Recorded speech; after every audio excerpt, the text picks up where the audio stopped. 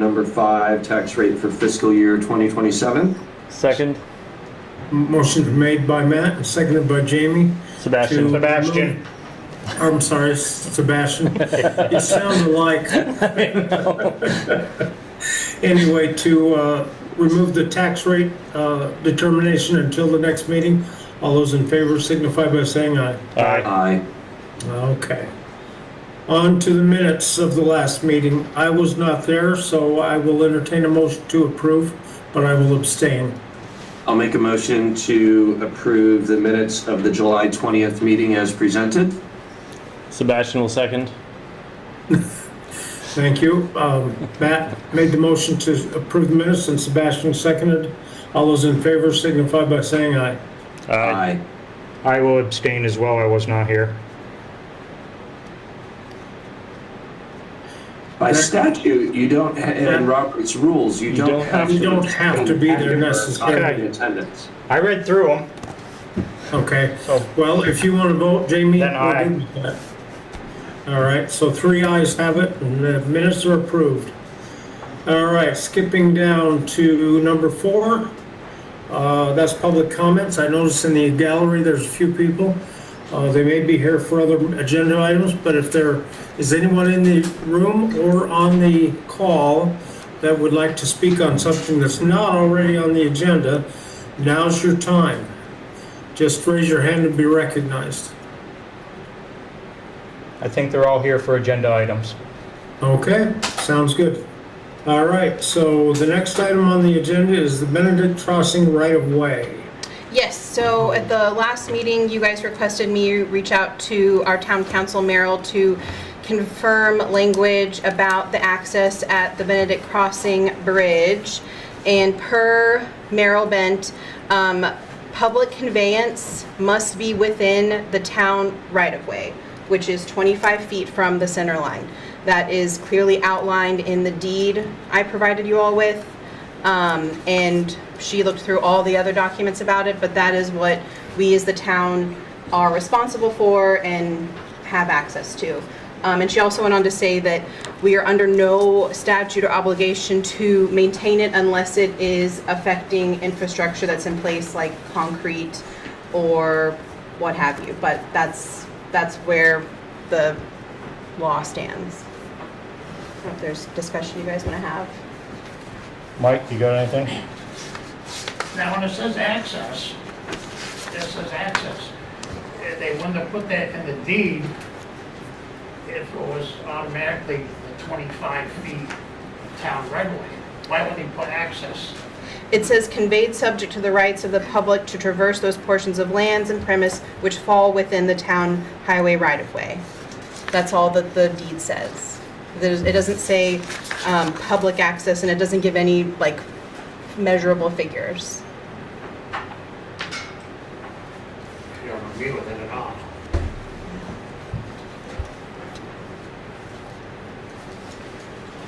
I mean, as you and I discussed down there, there's only 2 people that can cut there or create an access, and that would be the town highway crew at the discretion of the select board, if they so choose, or the homeowner that literally owns to the road but has the setback from the center of the road. Why is that? Why is that says that the town has, I can't cut that brush? Because you're not a town employee. So you're saying if I come up the back road, like the other day, there was a tree limb across the road, I should turn around and drive back and just leave it? Call here, call this office. You know where I live, Mike. You drive by my house every day. Stop and see me. I will get somebody out there to take care of that. 'Cause I That's went the down- right way of doing things so that But this is so the way that town works. You take But- care of the stuff instead of we are bothering trying to someone. take care of the stuff. But, There was a tree down in front of Bob Straflino's, and I come up, and yeah, I called Keith. And Keith come down, and I was already there, and I was cutting on the tree. So Keith did it. I mean, you're saying that I should just leave a limb in the middle of the road? legally, you're putting yourself at risk in a legal standpoint by removing things in the roadway. That's the authority that the select board has and the highway crew has to take care of the roads and manage the roads. I mean, I've driven up on trees myself. I call the highway department. To Jamie's point, there's 5 select board members plus Katie, where one of us is always available and can get on the horn with the highway foreman or other highway crew members. We've done it, I've done it in the past, in the spring. So I think that there's quite a few people available to assist in an event such as that. So like in a 5-minute job, for me, I gotta turn around. If it requires you actively cutting a tree to get it out of the road, then yes, you should call the highway crew. Call one of us, call the highway crew to have it removed. Because that's the legal way of doing it, to make sure that you're covered, we're covered, so on and so forth. Marty? You can also call the non-emergency number for the state police and they will reach out to the highway crew as well. And if it's a big enough problem, the fire department will come out and do traffic control. That's the way we work. That's the way every town around here works. So. There's also, it would seem to me, a reasonableness, perhaps, thing we ought to consider. I'm thinking about, sometime in the last couple of years, we had a big snowstorm up, in the area. Burwell Road had about 18 inches of snow on it, and we had a tree across the road. Nobody could get up the road to come and clear it. And we've had other times, on our particular road, where, it was, as they say, a reasonableness sort of standard of removing something from the road so that people could get past. And I'm just wondering if in common law or tradition, there are ways that, this seems to me to be, as you say, within what I would call a reasonableness standard. If Mike's talking about a small branch that's across the road that you can push to the side of the road, that's one thing. Yeah. But when you got to get out with saws and equipment to remove that tree, that's our responsibility. The insurance comes to us. If somebody gets hurt doing that, that's... So, Yeah. In this instance, nobody was able to get up the road. I think the town probably was called. I wasn't involved in it, Yep. but I know that there were a number of people from Burwell Road that got out there with their saws. It was apparently a fairly big limb or tree that was completely obstructing the road. So, even if snowplows had been able to, it was one of those times when we were having a really bad storm. Yep. And, and that's why I say, in times like that, we've got 3 highway guys. yeah, but They've got roots, and so for them to come off to get a tree changes the whole dynamics of that. So, and you need to give us reasonable time to get there Right. to handle something like And- that. This was, in the night, and Yep. that's as I remember. But the real question that I'm asking is there such a thing in our customs or common law that would allow for what, let me call a reasonableness standard? I think part of the concern is, and correct me if I'm wrong, Matt, because I'm not up to date on I'm not up to stuff on all the legal matters. But primarily the concern is if somebody does something out of goodwill and trying to help, and either they get hurt or they generate a dispute with neighbors who don't approve of what they're doing and whatnot. Right. The town can't defend that Yeah. because our responsibility is there's something in the road, we have to apply the resources we can in the time that we're able, which sometimes may be frustratingly slow in the situation, but that's our responsibility and that's what we're covered for. Yeah. In the case of, if somebody's clearing brush, that is the town's responsibility and a neighbor disapproves, we can't defend that. Right. That's Right. not what I'm talking And- about. And I just. Sebastian, you're 100% correct on that. And, there are exceptions to that during times of natural disaster. And we have seen that, like during Hurricane Irene, it's kind of all hands on deck to get things done, whether it's in our municipality or up at Killington or anything like that. But those are natural disasters that warrant an exception to that. But the rule of the 99% rule of thumb is please reach out, and our highway crew is highly skilled And also we have availability of additional resources from the town standpoint to handle that. And, you know, to Sebastian's point, neighborly dispute or somebody didn't want it removed, or, you know, damage to the roadway or anything. I mean, if it's a large enough tree, there may be damage to the roadbed, and we also need to address that immediately at that time, and we have resources available. So we just ask that you reach out to one of the select board members, call emergency services. They can get a hold of highway as well if it's late at night. You know, I think all of us are pretty available, and please just be patient. Back to this, that has been open since they built the bridge. Access, tubers, families to go down the river, and this and that. And it seems like the more we lose, we aren't gonna gain it back. Like Orvis and Trout Unlimited got in a meeting and wanted to vote in the catch and release. That was supposed to have been a temporary thing back in 1996. Where are we now? We don't have that. Kids don't use the river because they don't fly fish. They fish for the worm. So we're losing control. And besides, the bridge needs to be open so emergency crews can get down to the river, take a tree out if it's against the bridge. How are they gonna do it with all that overgrowth there? And Harry Pickering was representative. He would have never done that. Never.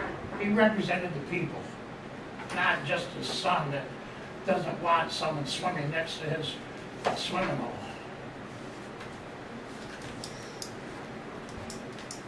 I mean, the deed is from 2008. Can I get a copy of the deed? Yeah, absolutely. I've got, Can I give him? you can give that. Yeah, I've got it. One from Fred, one from Harry, That's the most recent one. for Fred. Yeah, of the documents, Mariel said we have to go by the most. You don't go by the one preceding where that was gone from Bill Young to Harry Pickering? She said this supersedes, this is the most current information for that property. So This is not, that's the one that Robin said. describes the right of way or in the public conveyance. So that's the current state.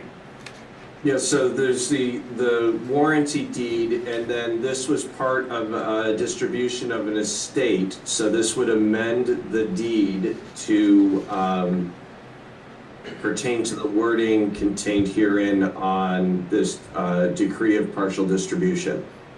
Fred bought that from his father, Harry.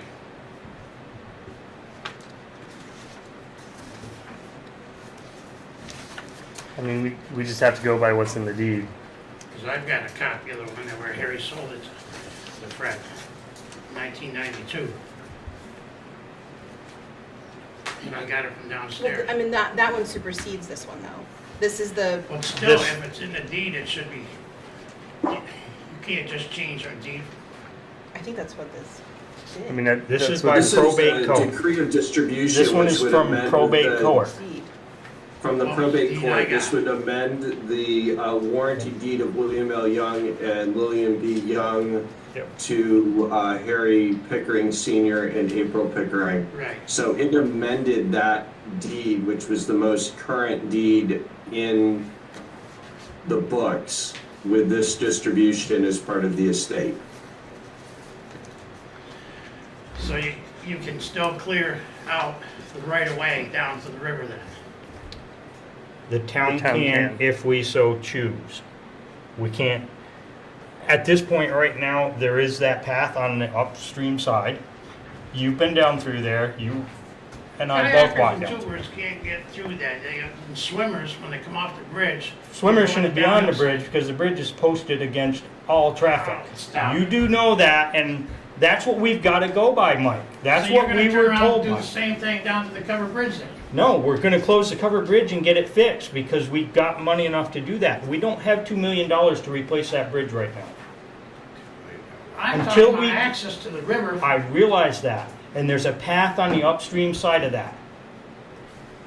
I walked it right down through, I know you did, yes. I went right to the water. But this is a side that's always been used since that bridge has been built. I get that.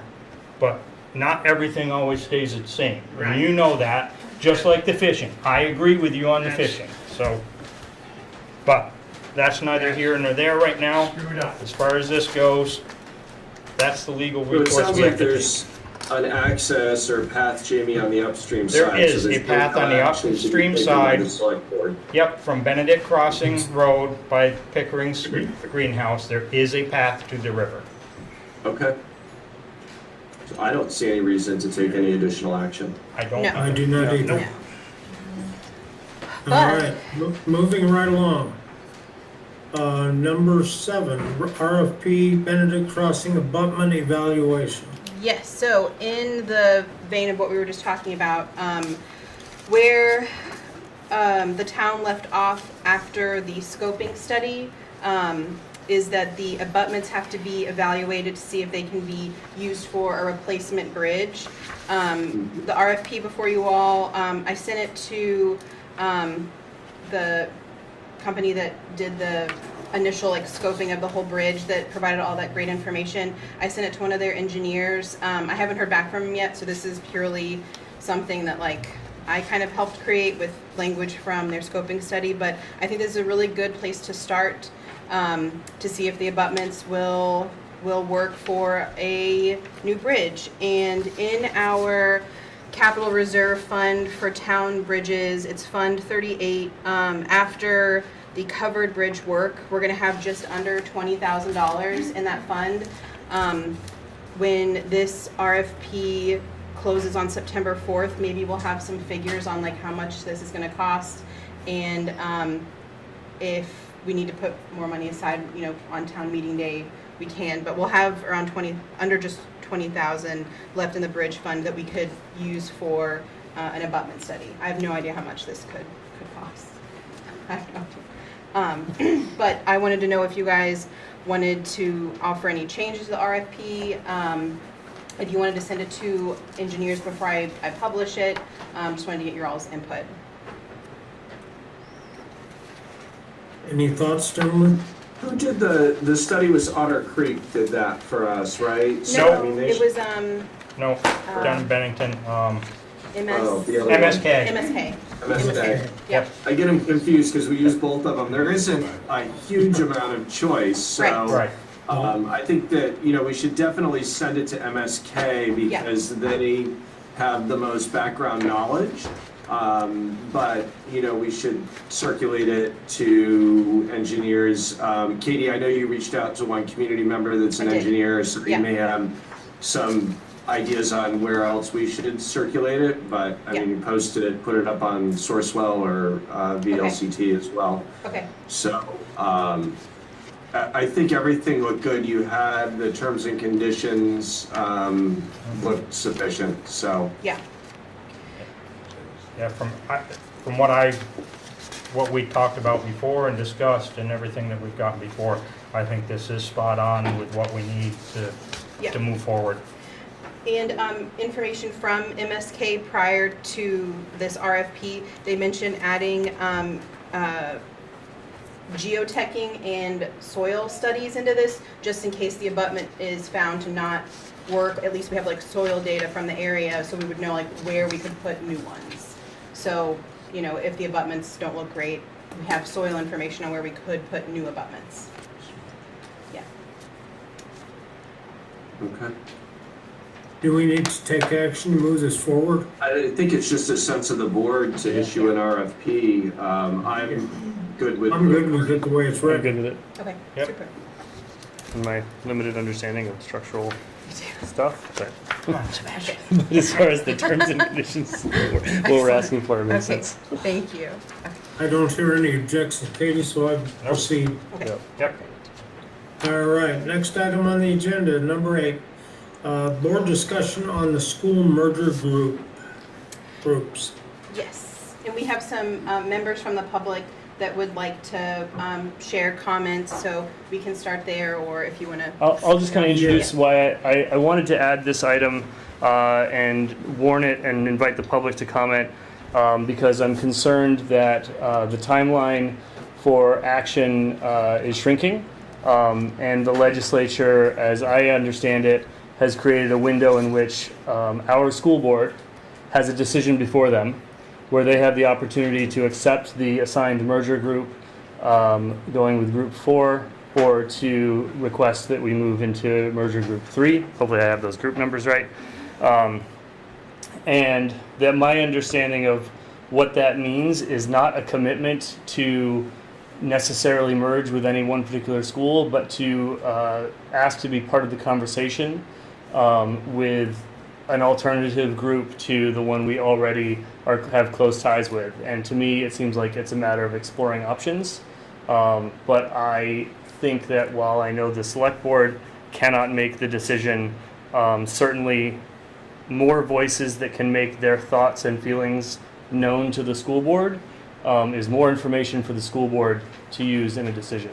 So I wanted us to have a conversation and see what we might make known to the school board in terms of the select board's thoughts on in regards to the impact of the town.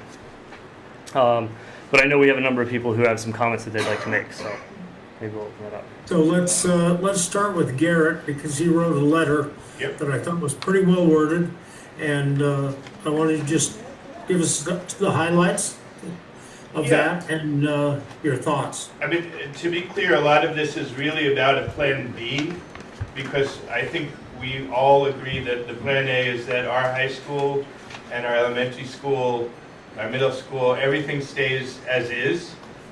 But especially as we're looking at the revision of the town plan, which goes, I think, about 7 years before it will be revised again, I think we want to be really sure that our long-term interests are being looked at, both for our students and also for, you know, our grant list, our, you know, the future of our town. And I've heard a lot of voices of people who are really worried about what happens if the school closes and we end up sending our kids to MAU. And we have this moment where we can set up, hopefully, the option of sending our kids closer, actually, and to a better school, two better schools, in my opinion. And I think it's something that, you know, we should really be encouraging the school board to consider, because this has a long-term effect. My understanding is, okay, we're safe. Sebastian said this at our meeting, and this is something that we've talked about as a planning commission since maybe the end of last year. Is what happens if we were to lose our high school, and now, you know, in the immediate, it looks like, you know, for the next couple of years, because this is a process, we don't have that much worry about the high school closing. And the whole idea of the voluntary consolidation, merger groups, sounds great, but I'm worried about what happens if there's no general agreement. From the articles I've read in different places, sitting behind that eventually is the possibility of forced consolidation. And when we lose our voice, our future voice, I think it has serious consequences. Now, the other thing I brought up in the letter I sent to you guys is that Todd Wilkins had a great idea that he mentioned during town meeting about setting up a task force, allowing different groups of people, different stakeholders to get together and discuss. And it's basically like a big subcommittee where all the different viewpoints can be expressed. And, you know, for us, it's just to look at what happens in the future if we end up with our worst case scenario. And I really do think that that's something that it would be great if the select board maybe acted on, because we haven't heard anything from the school board. They've gotten very involved with, you know, the very immediate. But our job, I mean, certainly as a planning commission, but I mean, you guys as well as the select board, is to think of our future. And that's something that I don't know how I ended up liking planning so much, but I like thinking about this stuff, and I like thinking about what's going to happen. It's, you know, we're talking about, for some of us, it's time beyond ourselves, like me. I mean, I don't know what's going to happen in the future. I may not be here, you know, 20 years from now to know what's happened, but I want to make sure that we have a good foundation for that. And one of the things is for me is keeping our options open with our schools. I don't know if Jenna might talk, because I know she's listening, but she's got kids in school. She's talked to a lot of people. She's heard about, what people think about what happens if we end up having to send kids south. And I think it's a legitimate concern for our future. Anyway, I could say a lot more, but I probably should stop there. Okay, Jenna, why don't you unmute yourself if you have anything to contribute and weigh in? Just the first point of clarification, I guess, that I would make is that Elizabeth, who's sitting in the room right there, was actually the one that had the idea of forming the task force, and that's something that she had talked to the board about. And so when Todd had mentioned it at the town meeting, that was after Elizabeth had talked to the board about that idea. So I just want to give credit where credit's due, that was her presentation to the board. Yeah, I think there's a lot of confusion around this process and what people want. One of the biggest things that I've just been advocating for is for the board to ask people what they want. And I think that was something that the task force was supposed to accomplish, was kind of gathering public input on this topic so that the board could go into these discussions well informed with what the people want and confident in that. There haven't been very many opportunities for people to share how they feel with the whole process with the board. So that's something that we have been pushing the school board to do.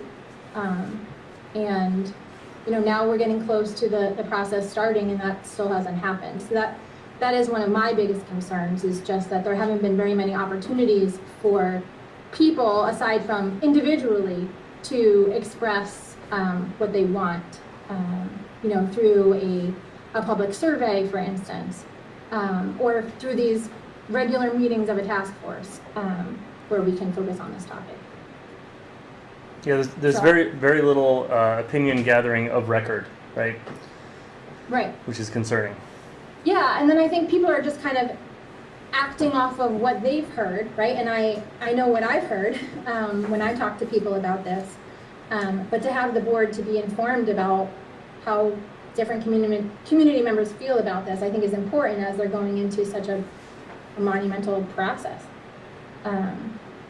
So that's the one thing that I know I'm hoping for as a constituent, is to be asked as a community member what I want the board to do as they're moving through this process. Thank you, Jenna. Elizabeth? Liz? Yes, go ahead. Yeah. Elizabeth. So I did actually bring a public comment for the record. And I don't know if folks saw the Bennington Banner article today. It came out, so I included copies of that. I did not see that one today. And it's just the Bennington Banner article is just context, and I do have my notes here, which differ slightly from the record public comment, because I'm hoping to provide, like Jenna just did, Garrett just did, some context for kind of where we are in this process. So first, thank you to the select board for taking this issue up. I think it shows good leadership. I think it recognizes something very important, which is basically that this merger process facing Arlington, it reaches well beyond just the schools, as Garrett mentioned. It affects our planning, our economic vitality, our housing, our ability to attract and retain families, and I know that's something that Jenna has spoken about also, and the Planning Commission has also discussed. Certainly, possibly housing values. We know there is research that shows that educational outcomes are tied to housing values. It's interesting. There was an article actually recently this week in the Times about when schools close. It can affect housing values to go down unless there are better opportunities with higher sort of performing outcomes as the alternative. And I think, that conversation about closure does kind of pull at our heartstrings and cause some folks in the community to panic, but like Garrett said, I mean, it's, the state has sort of given us this mandate and we're not alone. Every town in our school district in the state has been asked to have these conversations about potential mergers and consolidation because enrollment overall is dropping. Every elected leader has recognized that our education costs are high, and with low enrollment, those costs kind of only go up. And so the intent of Act 170, absolutely 100%, is to get into a group.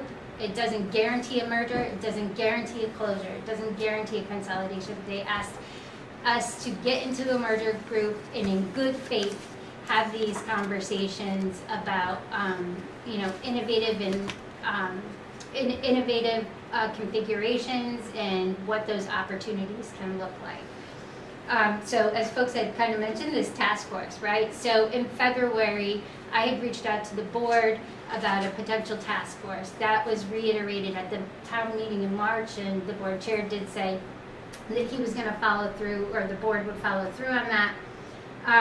We look forward to that, but the work has not been taken up to date.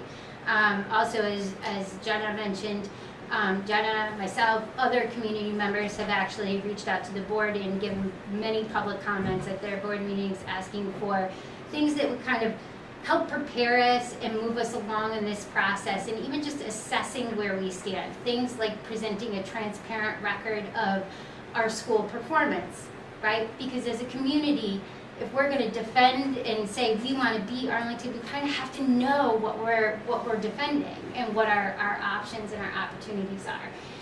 So that has been requested, specific targeted surveys, broader surveys and targeted surveys, for families like in elementary school and middle school who will undoubtedly be affected by this. And so here we are 6 months later, and the law has passed, and the next stopping point is that the facilitators are to be hired by September 1st. The facilitator's first step is to actually consult the school boards about their preferences in merger discussion groups.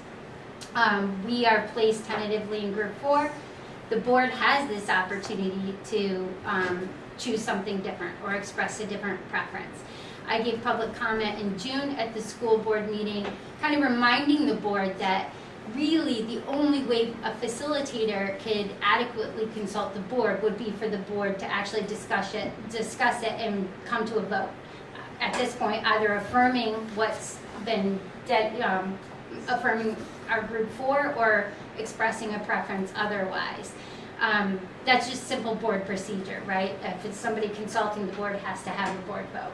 So that was discussed, and I think to date we haven't really had that move forward either. And so this sort of makes the select board's role very important because we're sort of lacking this community input, and the board has been sort of slow to ask. And the question, I think, as Sebastian said, it's a very specific, a small question, which is just this: should Arlington, stay in group 4 for discussions, or should we actually explore our merger opportunity in group 3? So more context. I've been out going door to door in the community. I've been at farmers markets and walking the streets. I think probably a lot of people have seen me. And I've been collecting signatures for a petition. And the petition, again, is a simple question. It's, in order to show the school board that there is support in the community for them to act and take a vote to ensure that Arlington begins this process in group 3, the Manchester-oriented group. So far, I'm over 120 signatures. I'm nearly that 5% of the voter roll. I'm going to keep collecting signatures for many weeks to come. But I've been having these conversations, and I think the community understands what we've been asked to do in the law, and I think that they remember that the community didn't want to merge with our neighbors to the south during Act 46, and so I have heard a lot of people say they are hopeful about a conversation to explore opportunities. Not necessarily that they want it to for sure happen, but they are hopeful about a different conversation with our neighbors to the north. Obviously, I've gotten some signatures and I haven't had that many people say no. Again, just anecdotally, the select board's role in this, I have come across many people who have expressed a hesitation to sign, not because they don't support a group 3, but because they feel conflicted, right? Maybe they're employed by the school, maybe their families are employed, their spouse is employed by the school, and so they can't express, they don't feel that they can sign a document to really express their support for this move. And so again, as leaders in the community, I think that your voice becomes very, very important and influential for those people who maybe don't feel that they can sign and say, I really support this because of their conflict. So essentially, I handed out this Bennington Banner article just to kind of, and I don't want to go deeply into it, but the board chair was quoted in the article, the Arlington School District Board Chair. And I'm only bringing this up, again, to just sort of illustrate why the leadership of the Select Board and the Planning Commission could be helpful and influential here. So the board chair was quoted in today's Bennington Banner as saying, "It has always been the goal of the school board to maintain Arlington schools as they currently exist. And that is the goal, and that this goal will help lead the board through the merger discussions." And so on the surface, that is consistent with the position that the ASD board maintained during Act 46, and it may reflect perhaps a historical view that the board is relying on now. But this Act 170 is a different process, and it requires these districts to participate in their merger discussions in good faith. And so if the board enters this process with maintaining the current structure as its predetermined goal, I think there's a legitimate question about whether Arlington can fully explore the alternatives the law is asking these groups to consider. And so I just think it's another reason it's important the community demonstrate support for a specific proactive decision now to begin the process in Group 3. Participate openly and in good faith, and use the process to determine what structure actually serves Arlington, not just now, but in the future, for future generations. Rather than to begin with the answer already decided, as in the status quo is the way we're going to approach this process.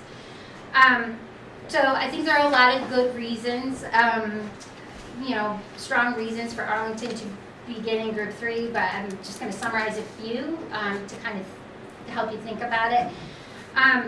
So I think Group 3 reflects many of Arlington's existing community and regional relationships. Again, as I'm out talking to people, I can't even explain. I came to so many houses where people work in Manchester, or somebody works in Manchester but also works in Arlington. And so those relationships are there. I think families seek recreation in Manchester, other educational opportunities. I mean, we have to be honest, a lot of our families do seek educational opportunities in Manchester already if they are able to do so. So the other interesting thing is I thought about this outside of education. From an ecotourism standpoint, we share the Battenkill Valley. And so, projecting out, a decade from now, we're thinking about a plan and we're thinking about our economic vitality and our ecotourism. That is not disconnected from who we tie ourselves to as an education system. And I think that's a sort of important point not to lose. I think we've already spent years in this sort of administrative Bennington regional structure, and so this is an opportunity that maybe wouldn't even otherwise exist if not for this process, for us to explore something different. I think, and to explore it without a commitment to necessarily do anything. Yeah, right, exactly. So I think that it creates this opportunity for a good faith, meaningful good faith conversation. I think we need to put this, we should put educational opportunity and high quality opportunities first in this process.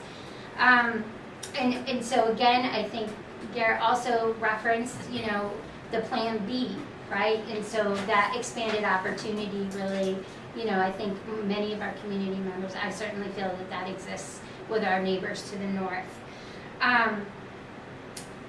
Lastly, inaction makes things very difficult as this process unfolds.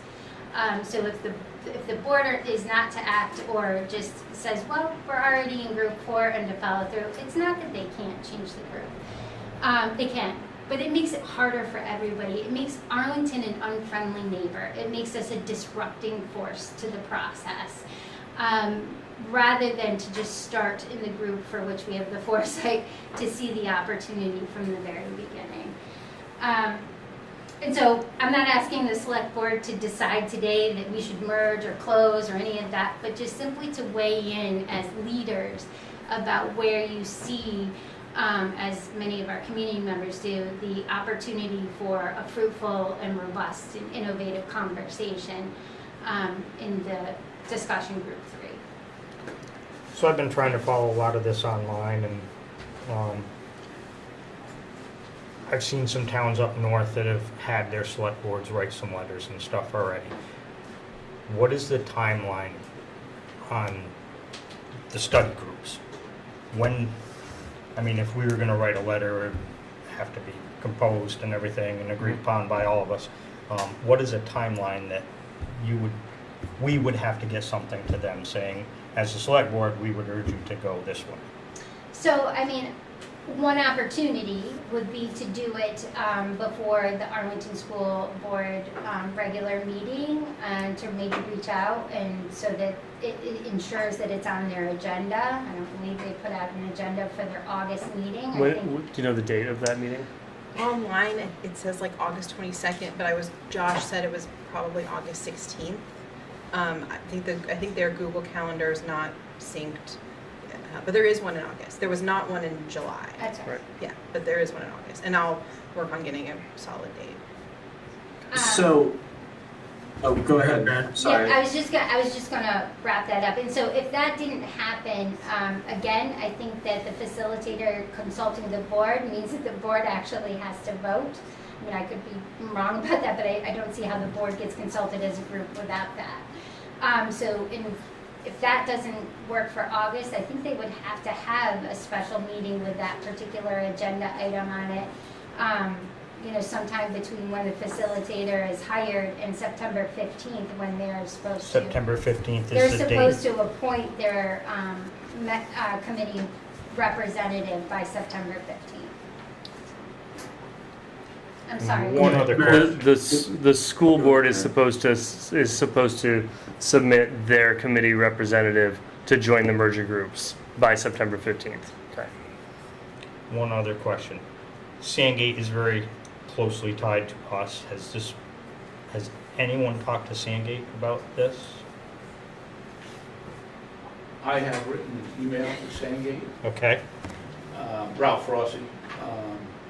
Sandgate's a little different because they tuition everything. They don't operate anything. And there's different theories, but they may be able to go along, by themselves, even if they're part of the Bennington Supervisory Union, although there could be some problems down the road for them. It's different when you operate schools and spend funds on them and have taxes to do that. I've suggested they'd be better off in Group 3, and that they may save some money on what they're paying to the Supervisory Union in Bennington versus the one up to Manchester way. Because I know I drive that bus route every day during school, so we transport their students all play sports here, so on, so they're very much an embedded part of the Arlington community. That's a good point. Matt, go ahead. So I appreciate everybody's comments and submitting the information, Garrett and everybody, the letter. I've read through it.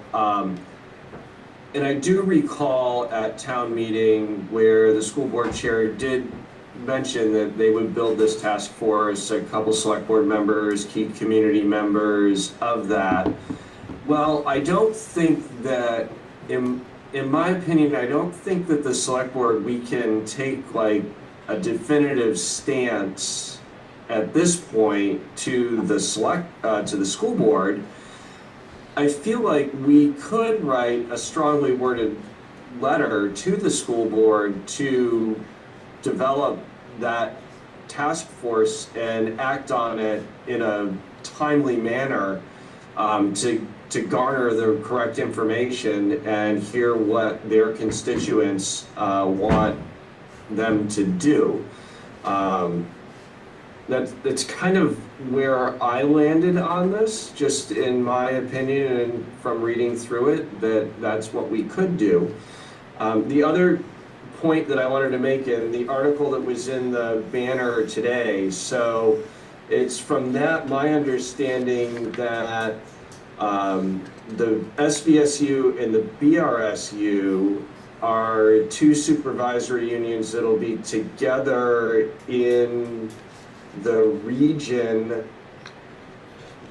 as part of the CESA, which is different from yeah, which is different from the merger groups. Oh, okay, it's very confusing. But they've got a meeting on August 6th at Mill River. But from the merger group, I mean, the other thing is that I just strongly urge everybody that is passionate, and this is a topic that go to the school board meeting and be heard at the school board meeting as well. I think, ultimately they have to take the action to do this as their board. May I just add one thing? I have a question for the group before we move on to the next one, and it's kind of related to what Matt said. Then I think Liz has another comment after that. So that's fine. Yeah. The task force, who is responsible for setting that up? The school board, I would think. But yeah, and so we can ask them to go ahead and set that up and get it moving. But I don't think we can set that up. I don't think there's any decision making we can do prior to setting that up. I don't know that I agree with that, Dan. I think, and to the effect that, for example, like Jenna has organized a group that is very invested in the schools and taking, doing some work that they feel that the school board isn't doing. I think anybody could set up a task force to research it.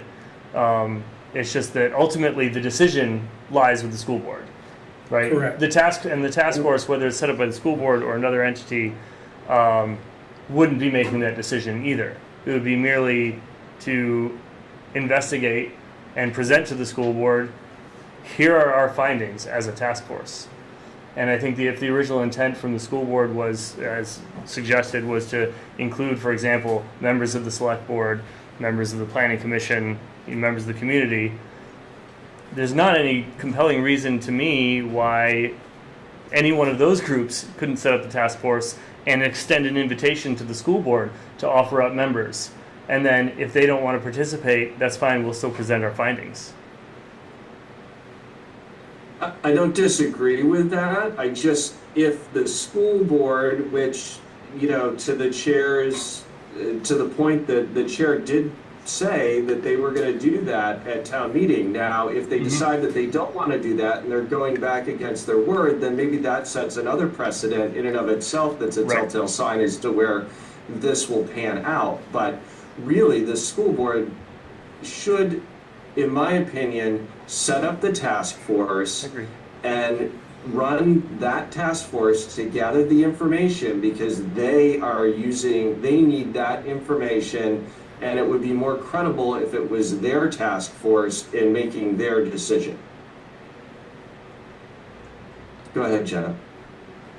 Or Liz. Yeah. Oh, Liz? Yeah, sorry, Jenna's No, remote. that's okay. Yeah. That's okay.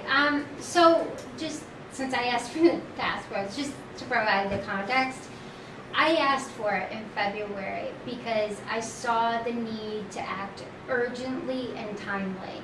because I knew that the end of session was going to bring about a decision on which there is a very rapid timeline for what the law says the process is. And I'm not saying that there isn't value in a task force. There most definitely is. Once the facilitator assigns Arlington to a group, which will be very quickly because the first meeting of merger discussion groups is in October. So we have September 1st, the facilitator is hired. The facilitator will consult the board about what group they want to be in. If our board just decides to be silent, the facilitator may very well just keep us in group 4. And if that happens, then we'll have our board will send a member to that discussion group, and then those discussions will all take place with that Bennington-centered group in group 4 starting in October. And so at that point, if that happens, then they are public meetings, and certainly a task force and information from a task force can be then trotted to wherever that group 4 public meeting is and presented to the group. But that's not a very proactive position if it is the position that the community would prefer to be in a different group. And so, again, task force is valuable, but my opinion, when I asked for it, I felt that the value was in early proactive data gathering so that we could really glean the community's input and assess data to understand our assets. Will you get rid of that rogue person, please? Yeah. Before something else comes up. Quickly.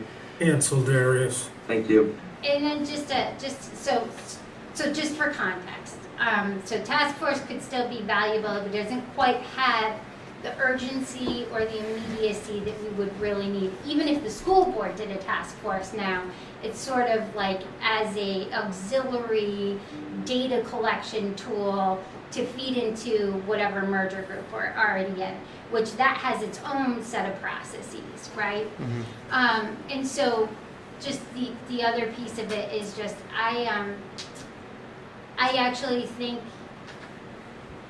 from what I've heard, I think that the planning commission or the select board has just as much credibility in setting up a task force. Yeah. So, quick question. Yeah. If we decide we want to go north and we appoint a member up there, we are still already a part of that. So do we have any discussions in the group 4 still? So we have a business administrative relationship that was forced upon us during Act 46, and we will conduct those administrative. That will continue. That will continue. It's just the discussions going forward, we will only have a representative up there discussing what's going forward. Yeah, with and this at some point in the process, the facilitator, if it's determined that the entire group 4 and the entire group 3 need to get together, the facilitator can make that happen. But again, that would require us, our representatives sitting in group 4 saying, oh no, we all need to go talk to group 3. And just, that's very difficult. That would be a very difficult, I think, argument to make to group 4. Especially because they have mergers that can happen without us. Their elementary boards and their middle high school boards can merge without us to become a K-12 board. They have discussions about their elementary schools that could occur without us. All of them are under-enrolled. They need to actually consolidate. Their middle and high school are at historic lows of enrollment as well. And so they'll survive. They meet all the legal thresholds without us, but at the same time, they have work to do sort of independently. And in all likelihood, they're going to make those decisions about how that looks without really considering where we fit in. We'll just land in whatever they decide is the final solution, would be my guess. It's probably smart. Garrett had another. And I think it's really appropriate for the select board to express its view that, you know, this has more than just an immediate question involved in that, you know, we do have to consider what happens in scenarios that could happen and what's in the best interest of our town. And I think, you know, honestly, that's what you guys do all the time. Sometimes you're really working on the very, you know, small stuff, but this is what the select board exists for, this is what the planning commission exists for, is really assessing the future and looking at the future.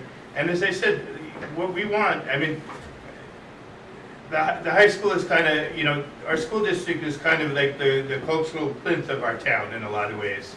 And it's really just considering what happens if suddenly we find ourselves without it. I don't know if people are saying we should just close the school and go this way or that way. I think people are very conscious of the fact that this is, you know, the survival of our school is the most important thing that we think about.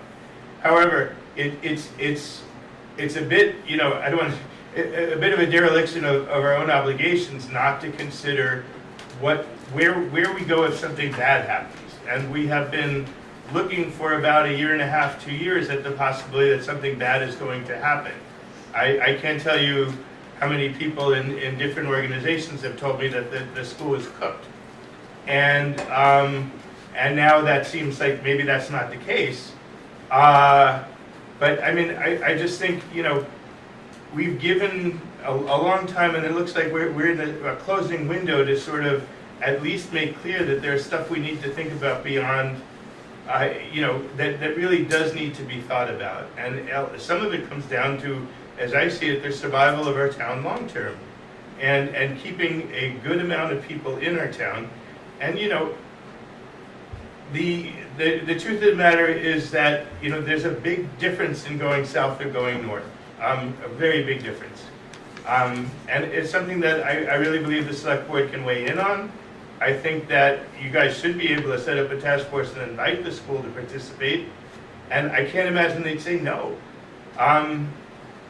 That's about all I have to say there. I just want to add, because it's kind of come up a couple times, but the one thing that really jumped out at me from the Bennington Banner article is the description of the stated goals of the merger study group being to include districts of a certain size, which include towns that are geographically contiguous. And I'm just thinking about my time living here and raising kids from birth to now in elementary school.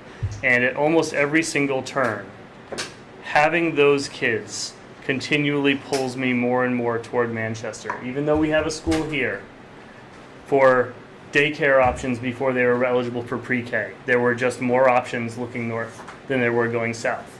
Plus, it's a real time difference. It's, you know, 5-10 minute difference adds up to twice that going both ways, 4 times that when you're making 2 trips to drop kids off. For after school activities, we find options to the north often. For summer camps, we often find ourselves more pulled toward the north. For GISP and those programs, we go toward the north. So, like, my gut just says that Manchester is more geographically contiguous with us than Bennington. And it's not because we were actively trying to avoid Bennington. It's just that that's where the options always continue to seem to present ourselves. And I don't imagine that changes as they get into high school. The gentleman in the orange shirt. Thank you, Ralph Rossi. I agree with all the speakers, Gary. I have to be my wife by marriage, but outside of that. I will say this is very tied up in property values and taxes. And even if you're not going to cut the brush going down to the river for the prior gentleman, that money saved in the tax bill may go up if they keep raising school taxes to prop up a high school that's under-enrolled. And while Senator Baumgarten, and I got to thank Todd for inviting him, he's very right. Nothing has to happen right now. Nothing has to happen in these merger groups other than participation in good faith. Down the road, after the state fixes foundation aid, they're going to put a cap on how much more you can raise taxes to support your schools. So if you didn't get in a merge, you didn't merge and you stayed outside, there becomes a point where you can't raise the taxes and you can't support a program that's going to give whatever the state calls it in the Constitution, but a sound basic education to students. At that point, you'll probably be forced to tuition out or do something. I would never have a fear for Fisher because of the geographic distances and people like local elementary schools. But above that, all the other districts, whether you believe it or not, are eyeing Arlington's enrollment. They want it in the south because it props up their buildings and their enrollment and their money, our grand list. They want it in the north too because they have plans for middle schools supporting high schools. And that's where you're gonna find yourself. And so if the board could, they don't take a vote, but if the select board could even give them a letter and approach it supporting the school board, I think they're starting to feel isolated. I think that's what you see in the banner. They may just like, okay, we're just gonna insulate ourselves and ride this out. But it's a big moment. There's a reason why same square foot house in Arlington, if we dropped it in Manchester or Dorset, is $100,000 to $200,000 more expensive. Some of that is about school quality. Some of that is why people want to live there, or the other people who live there. But it can't be ignored, and it has an impact. And if we're grouped at Bennington, property values are going to suffer. So that was, just I wanted to second that. But there is this later thing that happens once Foundation aid is set, where it's going to be difficult. And I don't know what the poor schools up in the north are going to do, because they can't sustain multiple under-enrolled high schools. You mean the further north? The real north, Yeah. Albany, Yeah. right, where we cut my logs from my house are cut, that sort of thing. The other thing I just wanted to note, and I'm not offering any legal advice or singling anybody out, if the board does something on a school issue, your conflict of interest now runs to the school issue and not to the normal town issues. Until just keep that in mind. If there's any recusals or anything, it has to happen under your own conflict of interest policy. What? I don't understand. Well, the normal contracts are He's contracts saying to the town where itself, not we to the would school normally district. feel ourselves to recuse ourselves in a conflict of interest with town business. He's pointing out that in this case, to consider that it's school business rather than, so the conflict of interest might change. And I thank you for holding the meeting and for your time. Appreciate it. So, in my opinion, I don't think that the select board as a body can force the school board No. to go one direction or the other. I'm just thinking through this, and it's important that, in my opinion, that all of our constituents are heard on the topic. I was trying to think, how could you approach this? Obviously, going to the school board meetings and making your voice heard there is a great first start, and Griff agrees. But, the other thing, and I don't know where going to these merger groups is that fall under Title 16 and explicit union withdrawal or formation steps? I'm not sure.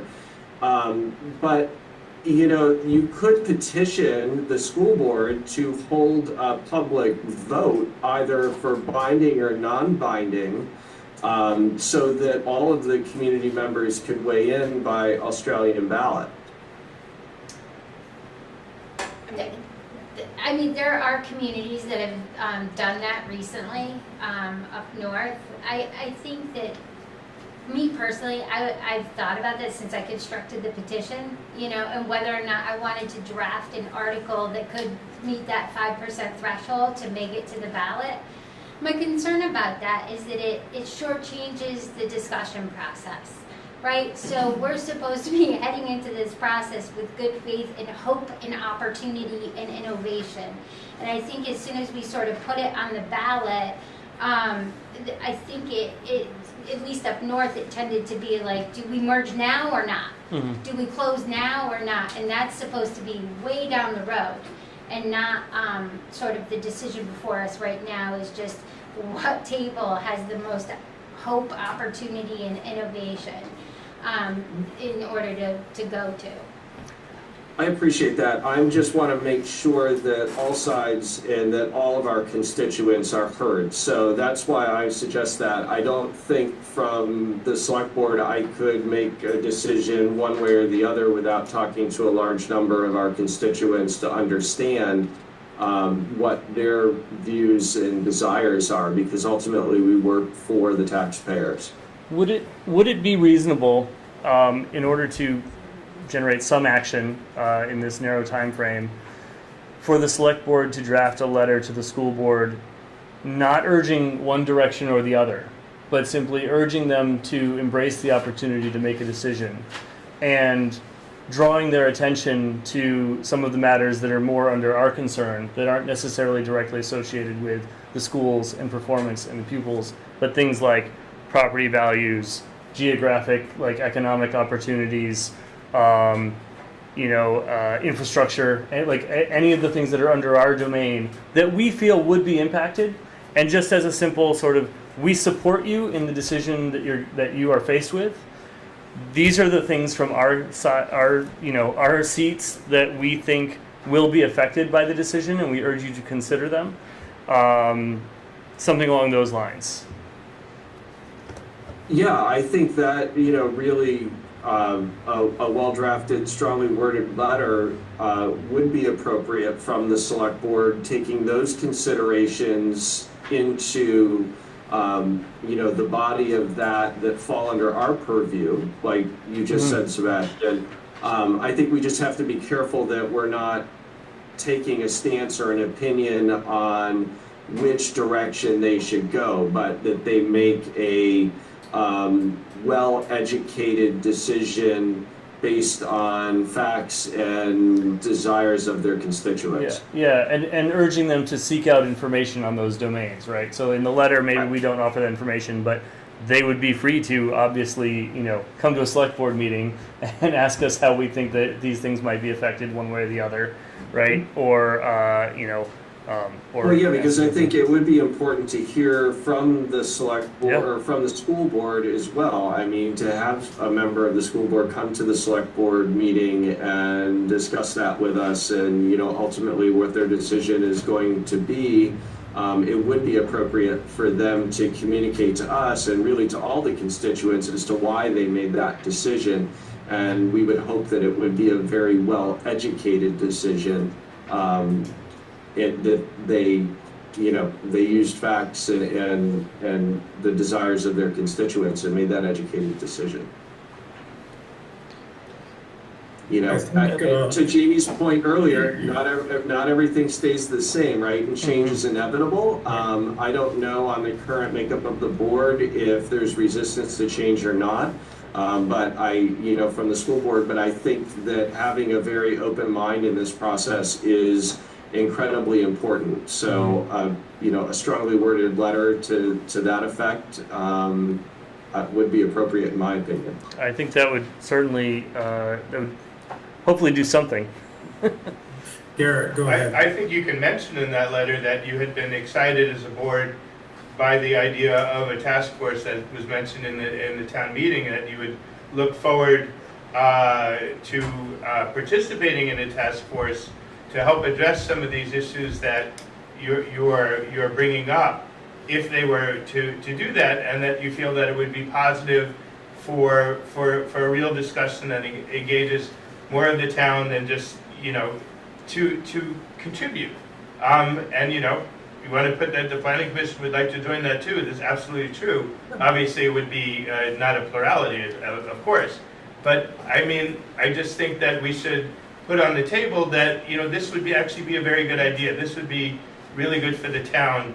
This would be this allows for them to make a well-informed decision that gives them an idea of where people stand. And there are going to be people for and there are going to be people against. I think it's good also to say we've got a shared vision of what we really want, which is that our school up the block there stays there. Mm-hmm. Yeah. So, is anybody planning on going to the vote next week? We've got a vote, correct? Primaries? Next Tuesday? Next Tuesday? Somebody could be there with your letter to talk and... Yeah, next Tuesday's primary day. Yep. Yeah. I don't know what the sense of the rest of the board is. I'm in favor of writing that letter, kind of, to Sebastian's point, pointing out the areas that are under our purview and making that well-educated decision and sending that to the school board. Sebastian, maybe you and Katie could work together on that. Sure. And then we could have a draft and, we could even have a special meeting to approve that if necessary. If possible, I'd love to get that in their hands before the next school board meeting, which is before our next meeting, if it's on the 16th. Yeah, we can have a special meeting to do that. Okay. So Katie, maybe we'll work together. And we could probably do it all by Zoom. That would be fine as long as the documents are circulated ahead of time. Yeah. Yeah, there's another I one just that want says- to weigh in on That one what looks funny. Sebastian and Matt both That's said the last. SVSU meeting. Sorry?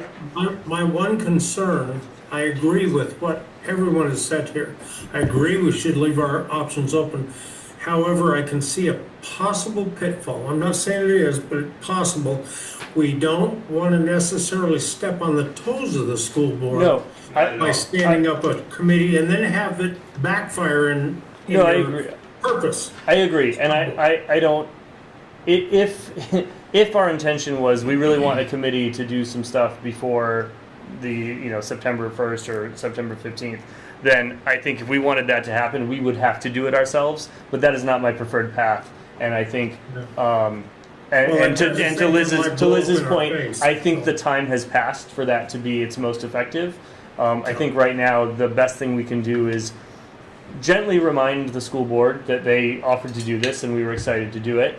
Absent that happening, we've taken the liberty of outlining some of the things that we think will be affected. We're not necessarily saying what will happen which way or the other, but for them to please consider, and that we absolutely are here to help them gather data if they want it, help evaluate the impact on these arenas because they're our domain and we know them well, and to ultimately support them in making a decision, and that we trust them to make a decision that is in the best interest of not just the schools, but the town And our students. and our students. Yes. Sebastian, just for reference, the SVSU website says that the next Arlington School Board meeting is on the 12th, which Oof. is next Wednesday. Okay. Okay. I mean, we could, if you can get that letter Yep. together relatively quickly. Sure.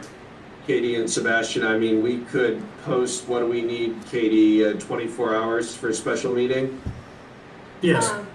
Yes, 24 hours, yeah. Yeah, and we could do it remotely to Yeah. approve that. Yeah. Wouldn't be a problem. Okay. Yeah, Fire whistle's going off. So there. if we got a draft by like the end of this week, yeah, we can get like And a that- couple days. yeah. That would probably do the best, Yep. get the best results, actually. all right. And then we could do like a special meeting on Monday. Yeah, if Yep. we did a draft by the end of the week and we could have our meeting on, Like warn it on Monday and then have it on. warned on Monday, and then we could hand deliver it to the school board on Tuesday. I mean, that's a possibility, right? Because you said they have a meeting on Tuesday? On the Wednesday. Wednesday the 12th. Wednesday. the Wednesday 12th. the 12th. So, yeah, but it could be hand delivered, Yeah, Yeah. sure. or it's sent to them via email and then a hard copy hand delivered at the school board meeting. Yeah. Yeah. Okay. Put some deadlines in my phone.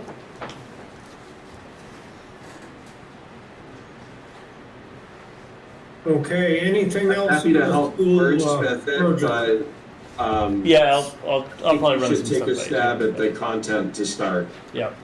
Yeah, I'll probably look to you, Matt, to help add any contributions around, especially the details of the town operations that we think might be affected, because I'm newer at that part.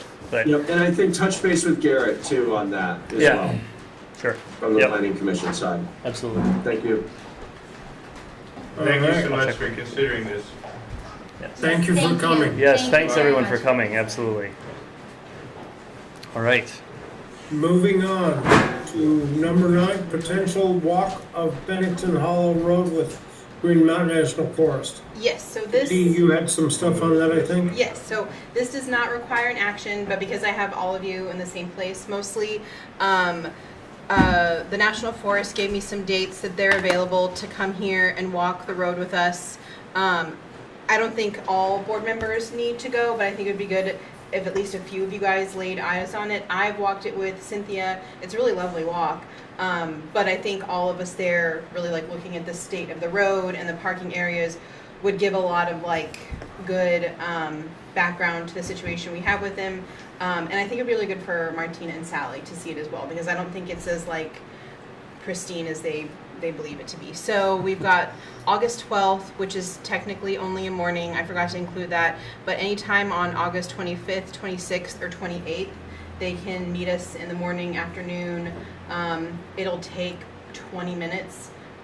So if you can step away from work or whatever, it would be good, but it's not, it won't be a long walk, 20 minutes, half an hour. So if you guys can all settle on a date, I can email them tomorrow, we can get it in the books, or if you need more time, but I thought it'd be good since we're all here. What was your first date? August 12th, 12th. but it's only in the morning, but then any time on August 25th, 26th, and 28th. That's the first week of school. Do we want it to all go and just warn it as a public meeting field trip? I mean, we could, but I didn't know it. It's first week of it's the school, first week so of I'll be school, bus driving. So Right. it'll be a busy week for folks. I can wear like a camera. What are you saying? No, I'll finally be free. Yeah, I'll have your kids.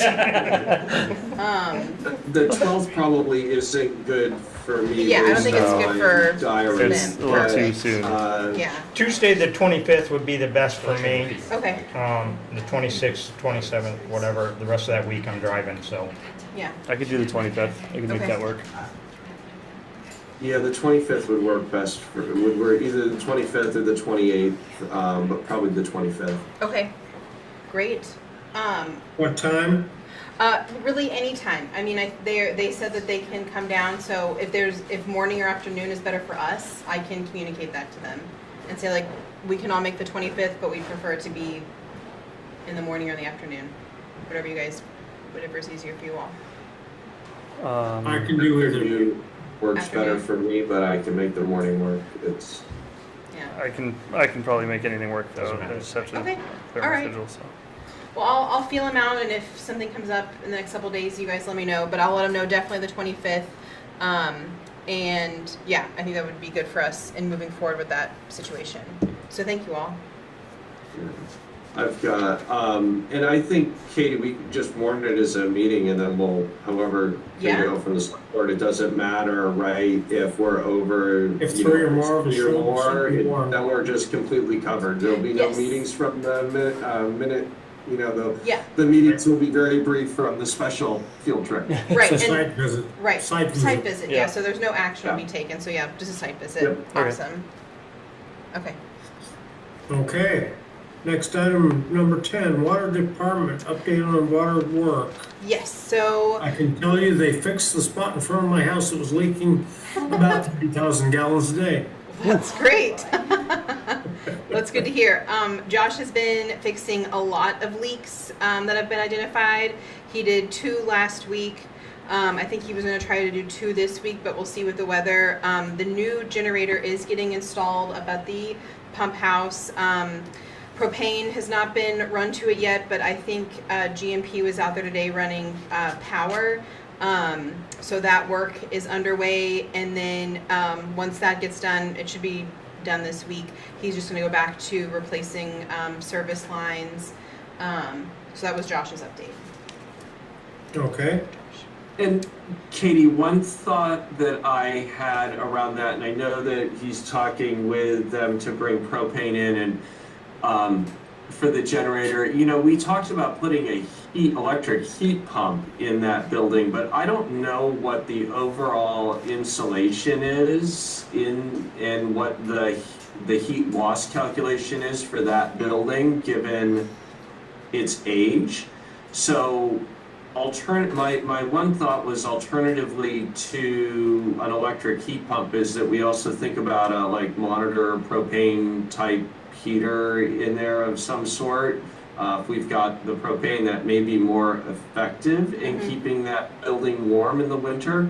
I've only been in there twice, so I don't remember how well it's insulated, right? I just hate to be spending hundreds of, thousands and thousands of dollars in electricity to keep it at 55 degrees when we could spend half that in, a different fuel source that would be more efficient given the structure. Yeah, so I think the long-term plan is to put up an insulation and then drywall in there. Currently there's no, it's essentially like a shed. There's no insulation and you can see through to the outside. We have a question Over here. Oh, I'm a member of the Arlington Energy Committee, and I'm wondering if you'd like us to get involved in this question. That's what we're here for.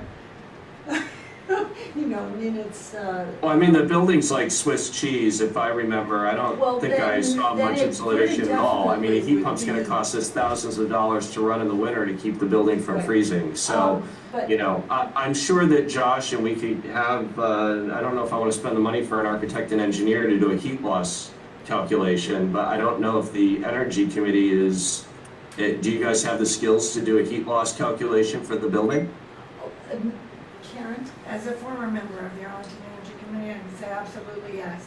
We have a lot of friends who have worked for energy efficiency evaluation, what are those called? Efficiency Vermont or whatever. Audits. Oh, yeah. And Are they, would- as long would- as somebody's got an they would engineer volunteer. stamp that can approve it and take the, you know, the responsibility for it to be accurate, and if, you know, I get the idea that the Energy Committee really wants us to put in a electric air source heat pump there, and no, that's no, great, I can but tell the you problem that- is that I wanna make sure that we're not wasting a ton of money in electricity and that the ROI calculation is appropriate. Matt, I don't think that the Energy Committee has made any recommendation in terms of putting a heat pump into that building. Not in that building, but you have for town hall, and I still haven't seen the ROI calculation as to whether or not that would actually save us money. Right, big differences, and, you know, each one of these projects is unique. But the reason we exist is for you to be able to come to us and ask us to get involved in these questions. So, you know, I would, you know, respectfully ask that the select board ask for our participation. Perhaps yeah. Karen would have some other thoughts on that? I mean, just it's a shed. I don't know if we have to kill it by committee, but, you know, I can tell you on behalf of the Arlington Energy Committee and all people who understand thermal heating requirements, I don't care if it's electricity with a heat pump or a standing heater or propane or oil, nothing should be done before it gets buttoned up. It's just if you put even a propane system in that, you're just heating the outside. So the first step, and I'm sure the Energy Committee will endorse this concept, and we have passed this as a resolution in the past. And Efficiency Vermont says the same thing. The first step you do, and it's already been done at Town Hall, is you have an energy audit. And you button it up before you do any kind of heating, period. don't disagree with you. I mean, I don't disagree with you whatsoever. I don't know as though we have a budget to do that at the moment for that building. Well, then you don't have a You know, I budget mean, to you do could that. also investigate the new clean coal and just put a little coal stove in there, but we're probably not gonna do that. So it's whatever we can find that, you know, would fit within our budget for what we have, because there is a requirement to keep that building from freezing. Well, so it's interesting you bring up requirement. The reason why we're putting in a new generator is because VLCT Passive came out to do an assessment of that structure and found that the generator was unsafe. There was some electrical that was unsafe. It requires a door larger than what is there for someone to be in and working. So all of the safety work has to be completed first before we can even talk about putting in insulation, putting in drywall.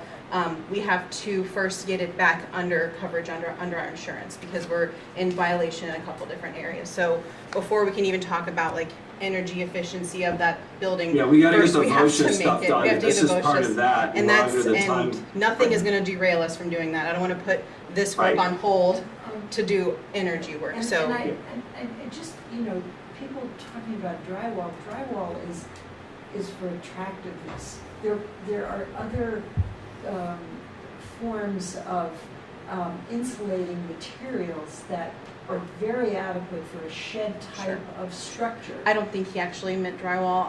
But he, so, at some point you we're know, going to do something. My point though is that we are supposed to exist as a committee to support the town of Arlington, meaning not the residences, but those things to which the taxpayers and, I don't excuse me, I don't know if that particular building is one that is supported by taxpayers or only by the monies collected from those people. You know, It's that- only, from it's the water paid for department. by It's the water the department. So- ratepayers of the water company. It is not paid for under the town budget.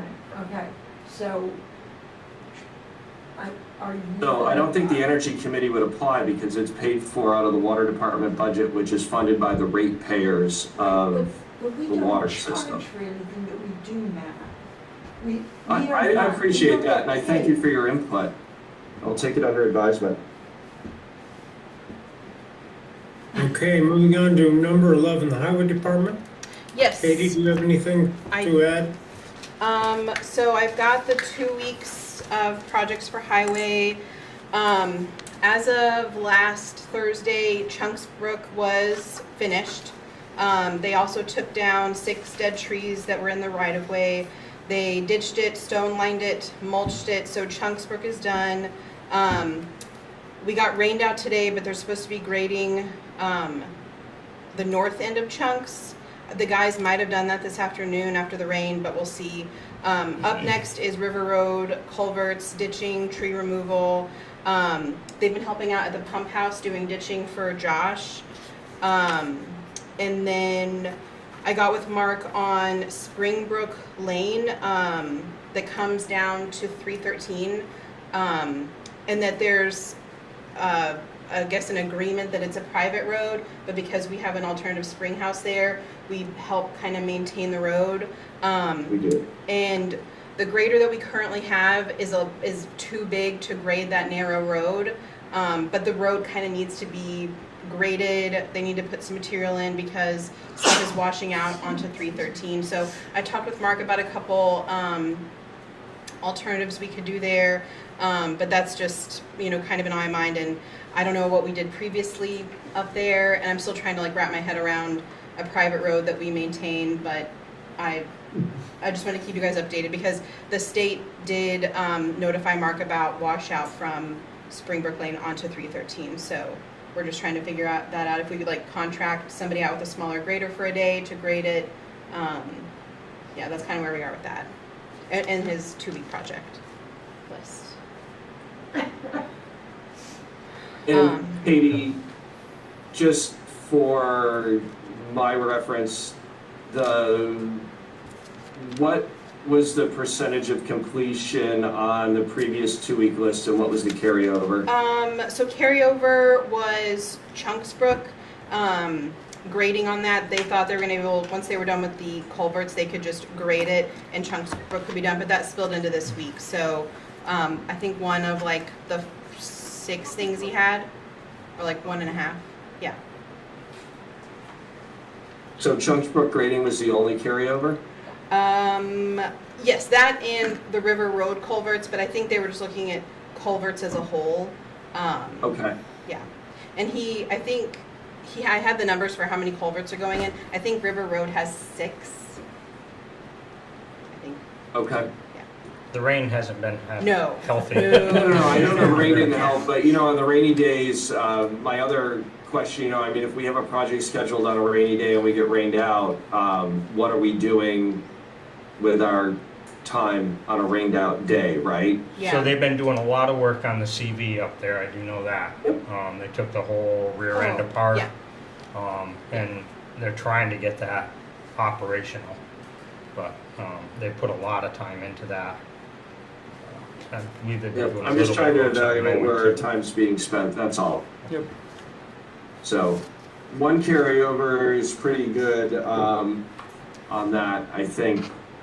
You know, we'll keep going with the list and just keep calculating what our carryover is to see, you know, from a planning perspective, if we're over or underestimating our 2-week goal.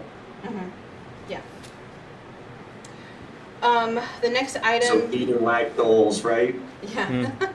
The next item is for our wig. the chassis quote.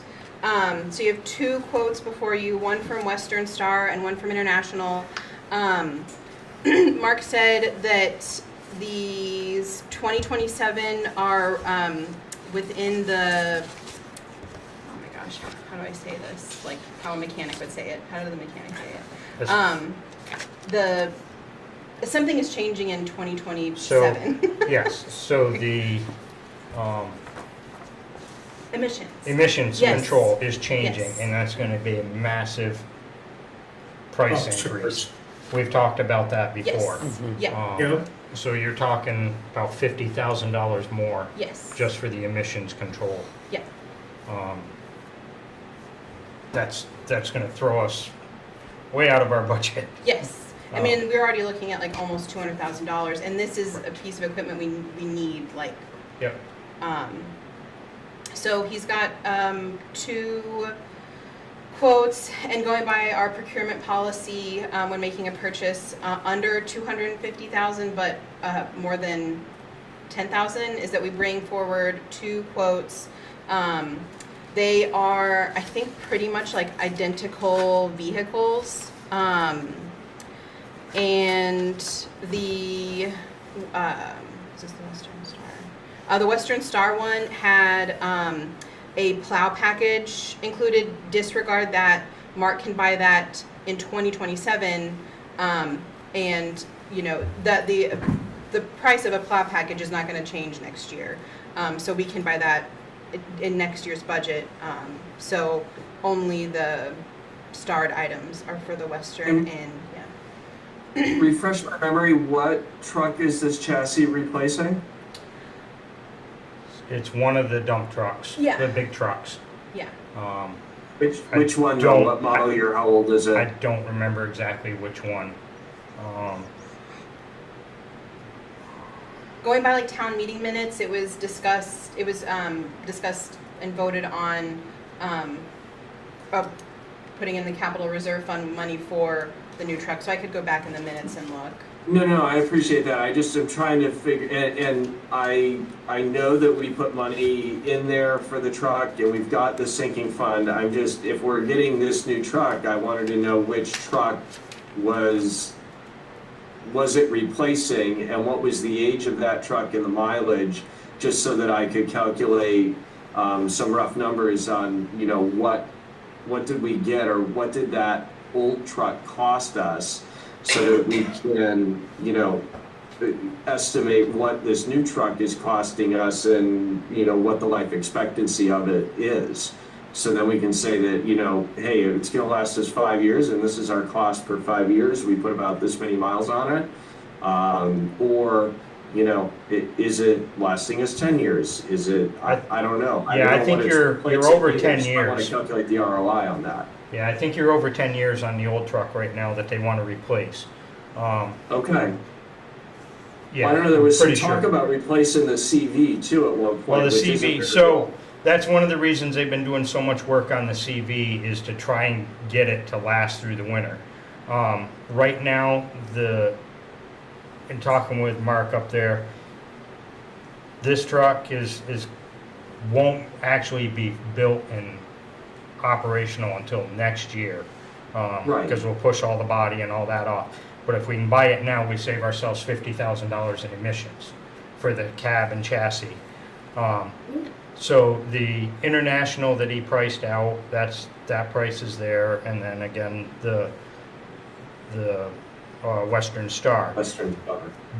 The only caveat with the International is that has a new motor that has only been out for a year. And they're having good luck, but they're also having a lot of problems with it. So he's a little leery to go to that direction. Never know. You get a good one or you get a lemon, just like the CV. So whereas the Western Star has a Detroit engine in it. It's been proven. It's been out there for a long time. He knows what that is, so on and so forth. I think it's like an $18,000 price difference between the two.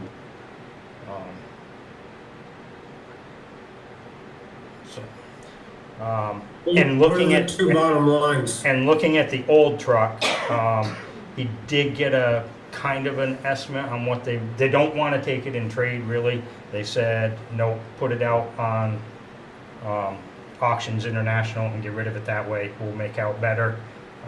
But they didn't think we would get $20,000 to $25,000 for it.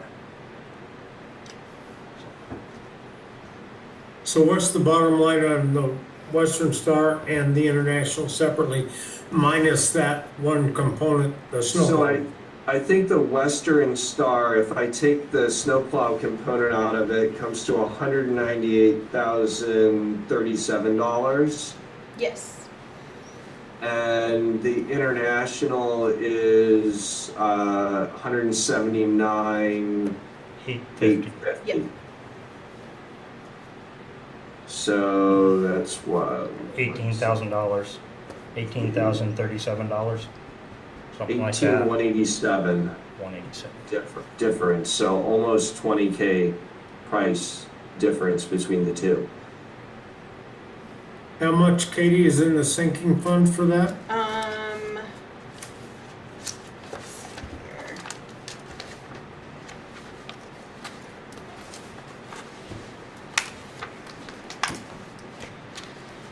All right, town truck is 305 and 745, so just over 300,000. Bring five. My 2 cents worth is the $18,000 or say $20,000 difference is not worth the gamble that we get a lemon. Yeah, As simple as that. yeah. I would I will much rather agree that buy we haven't proven had the quality. best luck with the International that we have. Yeah. What was that? I didn't hear- I didn't hear you, Matt. I said I would agree that we haven't had the best luck with the last International that we purchased. No. Okay. Okay. For the roughly 10% additional for something we know is gonna be reliable, I just think it would be smart not to put them into maintenance. What do we think the life expectancy of the truck is? A new truck. So if we bought this Western Star, how many years do we think we'll get out of it? I think you're 10 to 15 years. Minimum 10, 15. Of course, they get the worst abuse because they're out in the worst weather all the time with the most corrosive products in them. So, but I would say easily between 10 and 15 years. Another way to look at that 20,000, how much in the last, say, 2 years have we spent on maintenance? Yes. For sure. A lot. We had some motor problems, we had lug problems, Yeah. the rear end. It's been pretty So- darn close to the 20,000, not over. Yeah. So that's another reason to go the other way. So, So hold on here, I'm just making.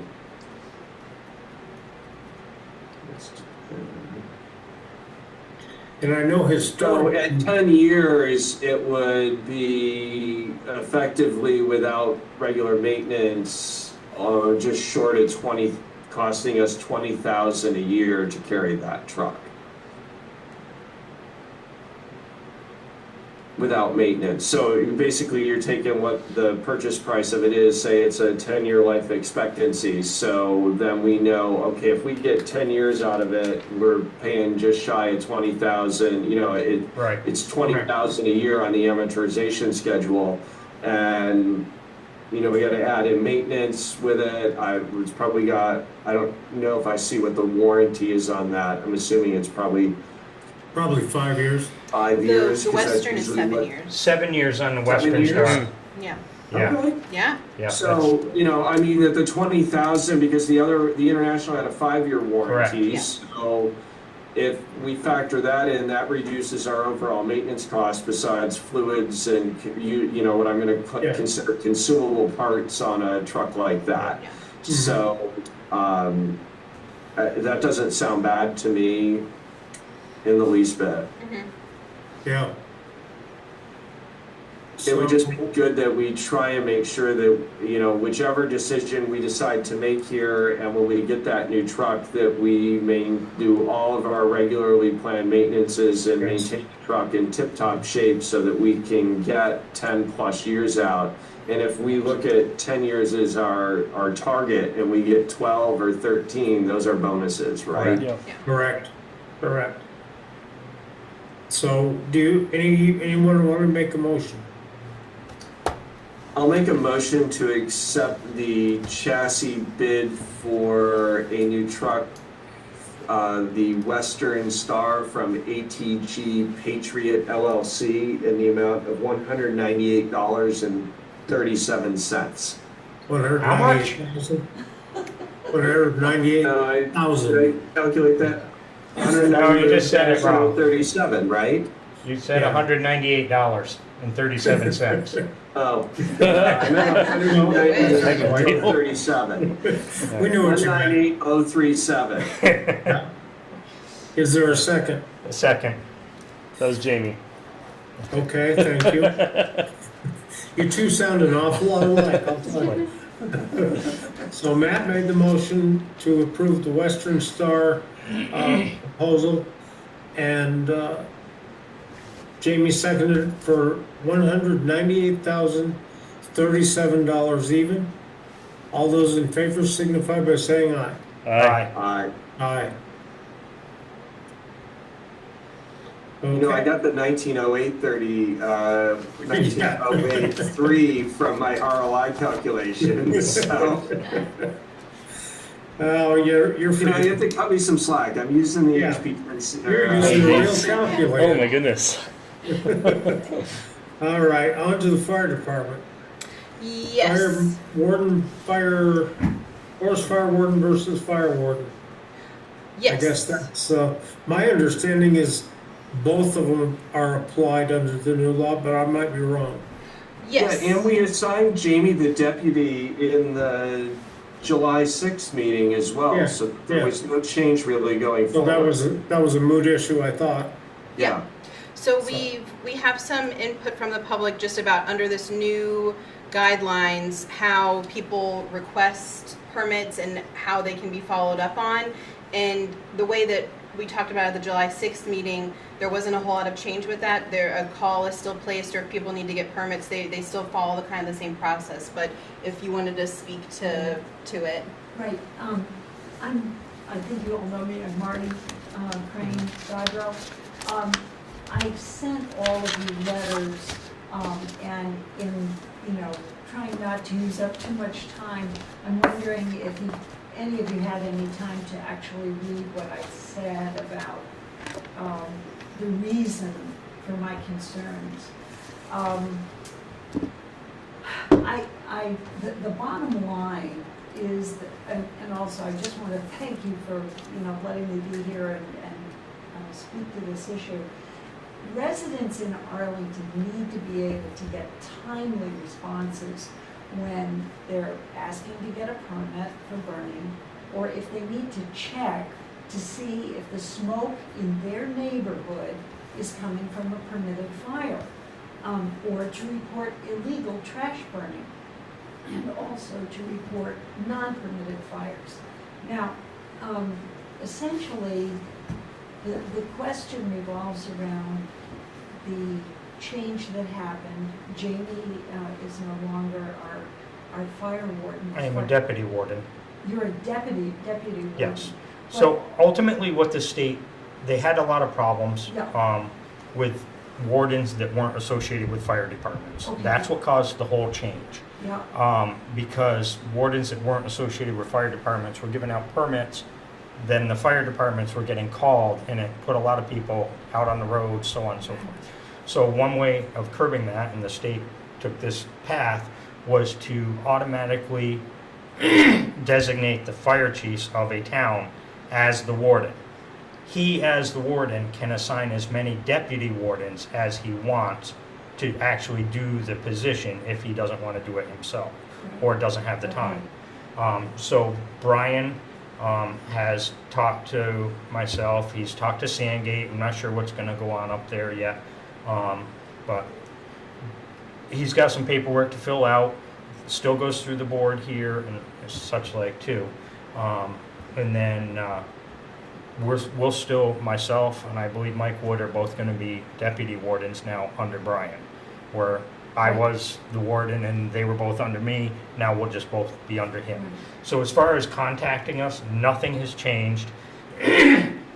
Other than I know when a call comes here for somebody, a lot of times it goes to the firehouse number, the 2323, Yeah. which is only an answering machine because we are not there.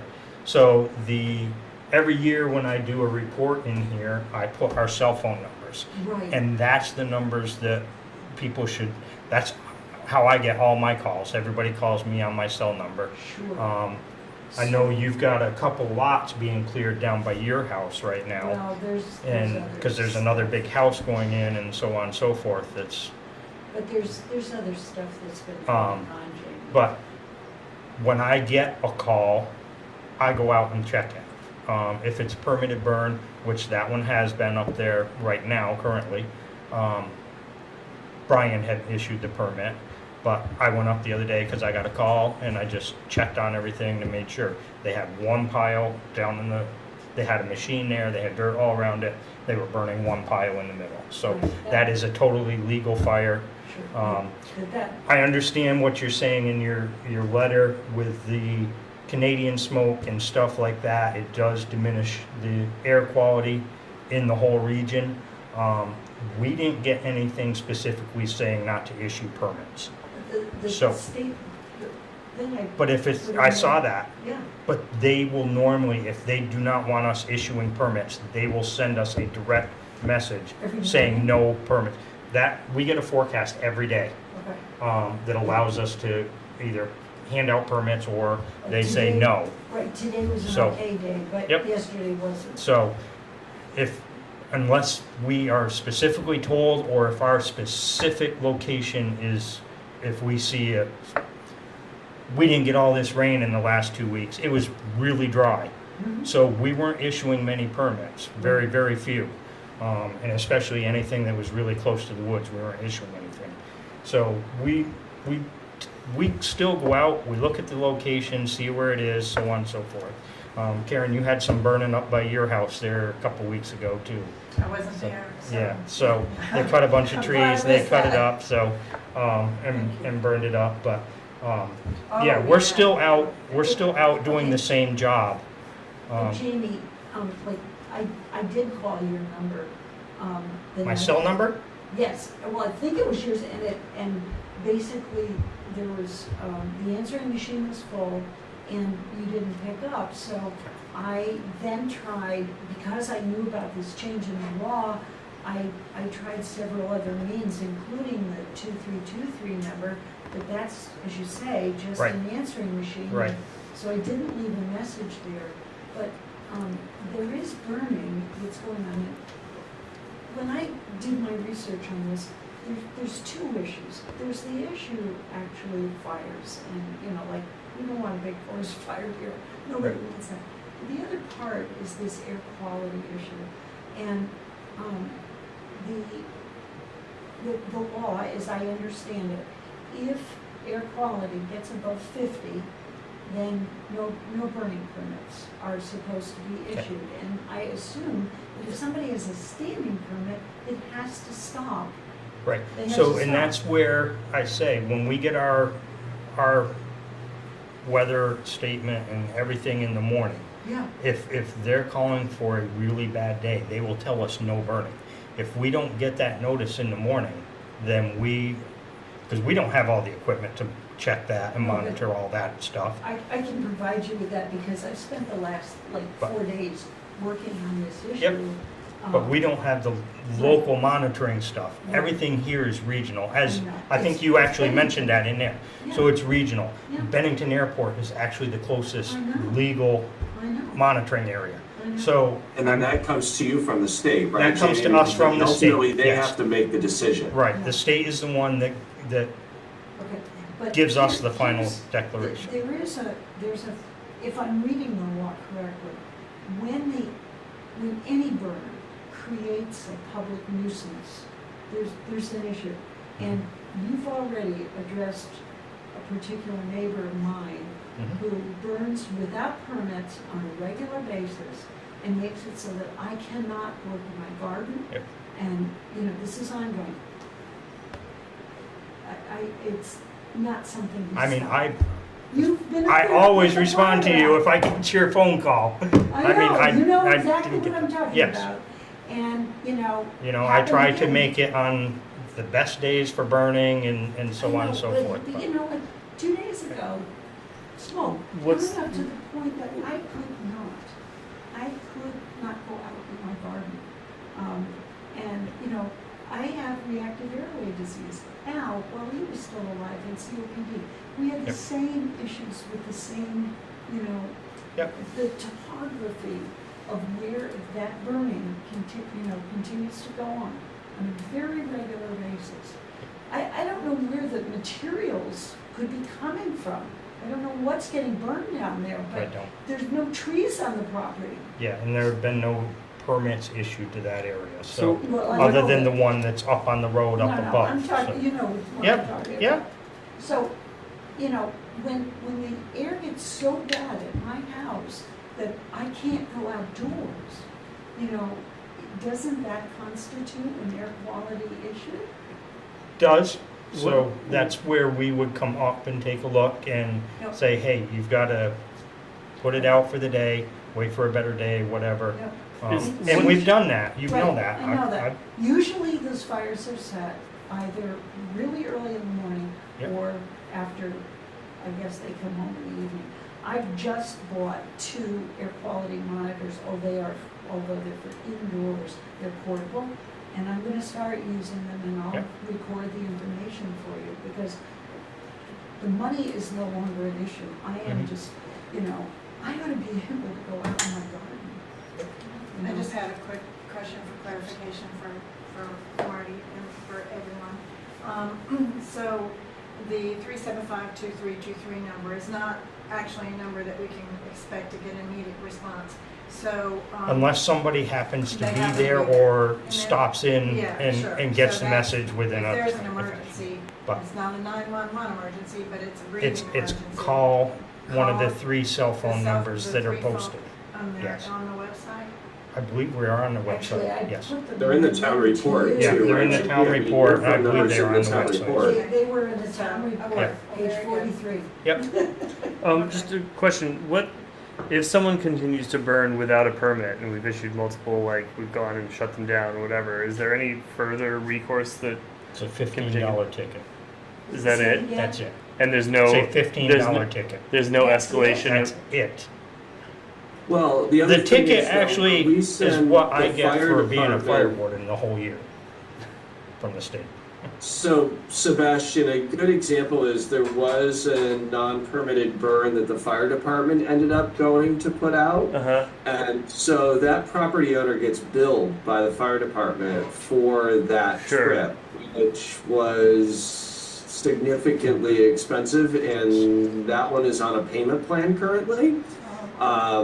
But that is the expensive bill. right, but if, Jamie, but if, So but if if the someone, wardens are going out, there's Yeah. not, unless So- the department is so there's called not out. a whole lot of incentive for somebody to go, to stop, if they're like, well, I'm just gonna burn, and when they come yell at me, I'll put it out and pay my $15, and if they don't, then great, I got a free burn. Cheaper than paying Casella. Right. Yeah, yeah, And I don't know what's getting burned down there. I just, because I can't get down there, but, you know, it's, the topography is just that the way the wind blows, it comes straight up the valley, right up to our house. You know, and it's constant. So. Meg, Sorry, Jamie. I'm so glad you're still a warden, because as I said in the comments that I wrote to all of you, you've been so responsive, And we all I'm try really to be, so and we try to appreciative. look at the weather coming. I've got a gentleman on Old West Road that he's got a burn area, and he's just clearing a little bit of his lot at a time and burning it. And I mean, there's days that I say, winds are too high, you're not burning today. Yeah. You just can't do it. And he's really respectful of it. So it's just Anyway, thank you, and Yep. Thank you for all your work. Thank you for your input. Thanks for the comments. So- Give me a call. As long as I get that call, I will check things out. Like, I don't know, I was up there on Saturday. Video? I mean, like, you can see something. I was up there Saturday when they were up there working with the machine and stuff. Yeah, but I that's got a not call. what- that's No, I not know, the I know, issue. but I'm just saying. That gets I got a wrong. call, so I went up and checked on it. So, Okay, and thank you, Jim. we try to be as responsive as we can. Yeah, that's true. Yep. Okay, Just another side note for the fire department. So year to date, we've, on our billed collections of $16,491, we have a 100% collection rate with our outsourcer. And we currently have 3 active claims that are in review.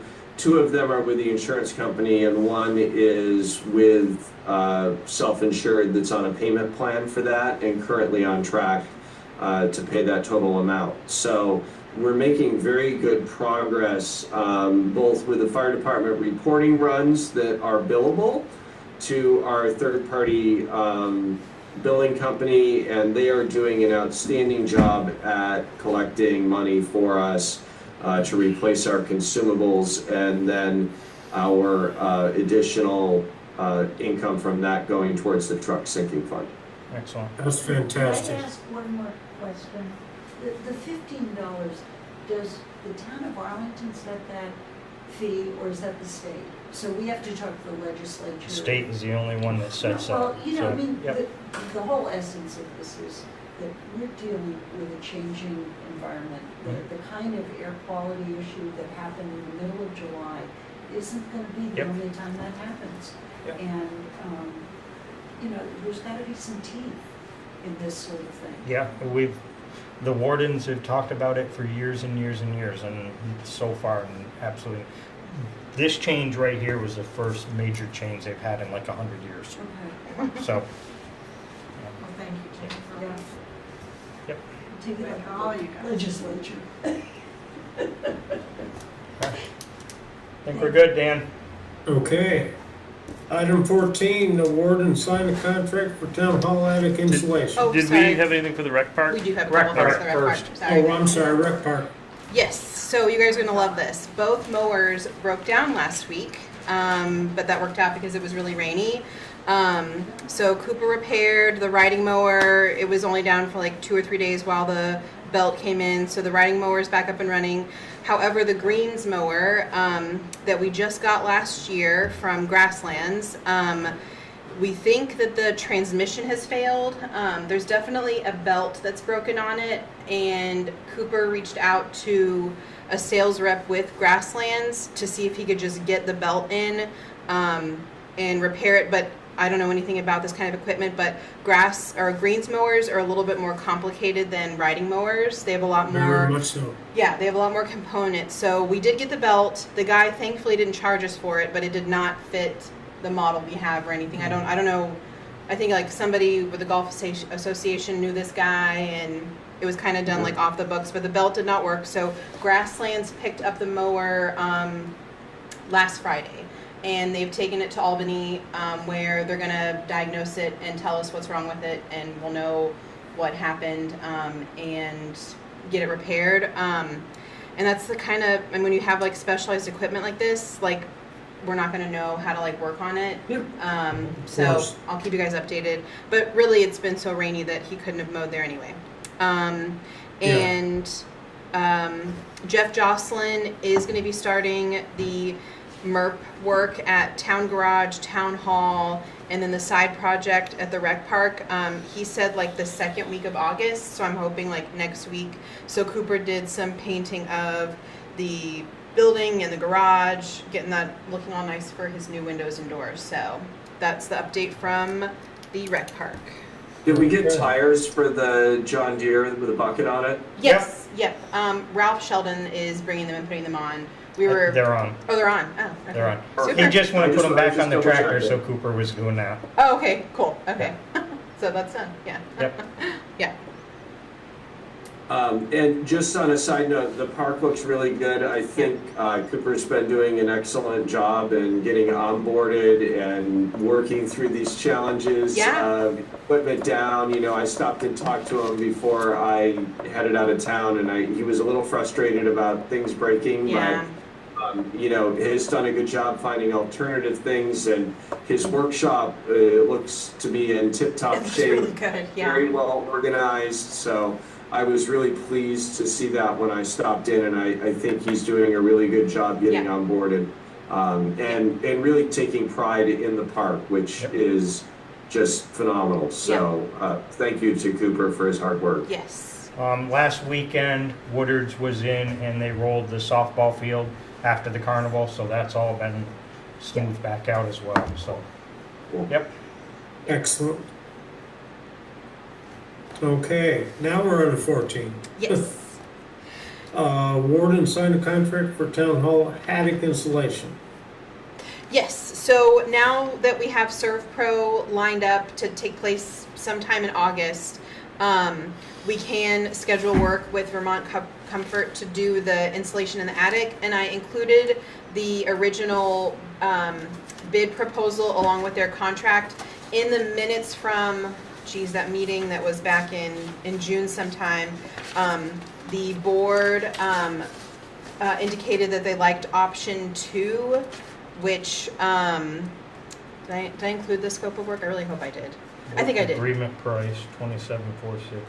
Yeah. 50% down. And, General provisions. so option 2 is, I think, one, you guys didn't like the spray foam, and the other one was the R value was much higher than we needed it, so we kind of settled on option 2. But now that we tabled it because we had to get the ServPro stuff scheduled, which they've told me that we're going to do it in August. I don't know when in August, but they've said they're going to do it. And there should be plenty of time because this work won't take place until October. So I just need you guys to look over the options again. The middle of the road option looked to be like we get the most for our money in that one, so that's what the contract reflects.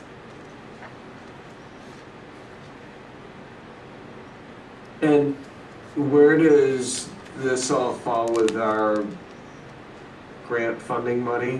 Yes, so are we in line with that? Yes, our total MERP was $115,000, including windows at town hall, windows and doors at the garage, insulation, and all of our stuff with Centerline Architect. That's going to put us right at $80,000. So this insulation work is well within what we need to do, and we'll talk about the HVAC RFP in a minute. But so let me ask, because I do remember we talked about going with option 2, but isn't ServPro removing all of our insulation up there? Yes. They are.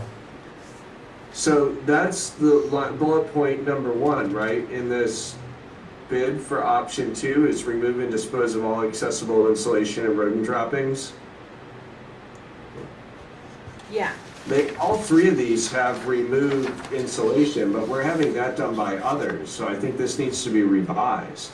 Okay, I mean, they also said they wanted the attic completely clear, including rodent droppings. So that's why we scheduled ServPro in the first place. Right, so but they had it right there they have it as part included of in their there. price. okay, Yeah. I can reach out to them about that, but they were pretty adamant that they wanted the place Yeah, clear. it just doesn't Yeah. line It up. looks like they're doing it though in this price, is they've quoted it in this price, because option 2, it clearly says remove and dispose of all accessible insulation with an insulation vacuum system, right? Frame down, access on all 3 of these options, they have that as their very first bullet point. So I'm assuming that that's included in the price. So if they rework this, the price should come down That would Yeah. be, by taking that out. Okay, I'll get with them. They were particularly concerned about like the mold and like the rodent stuff. So maybe it's something that like they usually do, but because of the conditions of the attic, they were like, we need someone else to come in and do it. But I'll email them, and because they refused to do the work until ServPro came out and cleaned out the attic, so Okay, I'll. so then I'll confirm they that. shouldn't charge us for cleaning out the attic. Yeah. Correct. Yeah, Yeah, it's all well and good, but we're not Sure. gonna pay for the same service twice. Yeah. Yeah. Yeah, I mean, it should be like, what do you think that was, like 15% of the quote, probably? I don't. Probably. In the. Should be a good chunk, because that's, So it should be That's an like expensive part. $4,100 off, Yeah. at least. Well, I will connect with them about, that language that's in there. But yeah, they were like, we're not going back up there until it's cleared out, so, Yeah. yeah. Well, don't let them tell you that, like, oh, it's still 27,460, we're just gonna take that line item off. yeah. Sure. Because Okay. they clearly bid that in this line, because it's clearly in the bid, so there should be some. In all three. adjustment to Yep. the price. And I think in all three, it does say the attic has to be clear of all debris. Yeah. It does. Yeah, but it doesn't specify the insulation of the dropping. So, but if they then looked at it and said there's other extenuating factors, we're Yeah. not comfortable doing this, have somebody else do it. Well, we'll have them do the whole thing then, and Yeah. and take it off their quote, Yeah. off Yeah. this quote. Which is what we did, and that's why we have ServPro doing all of that work. Right. Yeah. Okay. So that will be brought to you guys on the 17th. And okay, so that's, I guess we're on to That's it. 15. Yeah. Okay, so we're all set for that? Yeah, I'll bring it to you guys on the 17th. Yeah. All right, thank you. So we're up to your update, Katie. Yes. Just anything that you haven't covered already. Yep. So our emergency management line item in our budget is set at $3,000. We used that money for the generator inspection and maintenance at the school because we have to use the school as our emergency building. So we have to cover Right. the generator cost. Yeah. But Nick let me know that part of the hazard mitigation plan that the town adopted requires that the town also have communication signs for hazards. And it's actually on page 89 and 94 in the hazard mitigation plan. I went to it to make sure like what exactly the plan requires. And he's right, we do need signage to communicate hazards in an event there is an emergency, as well as hazards along the river. So I'm requesting to extend the emergency management line item by $822.75 to purchase these things. Can I just ask a question? Yeah. It's about the generator, and have we always paid the maintenance on that generator? Yes. Yeah. And because, And- yeah. Hold on, let me finish.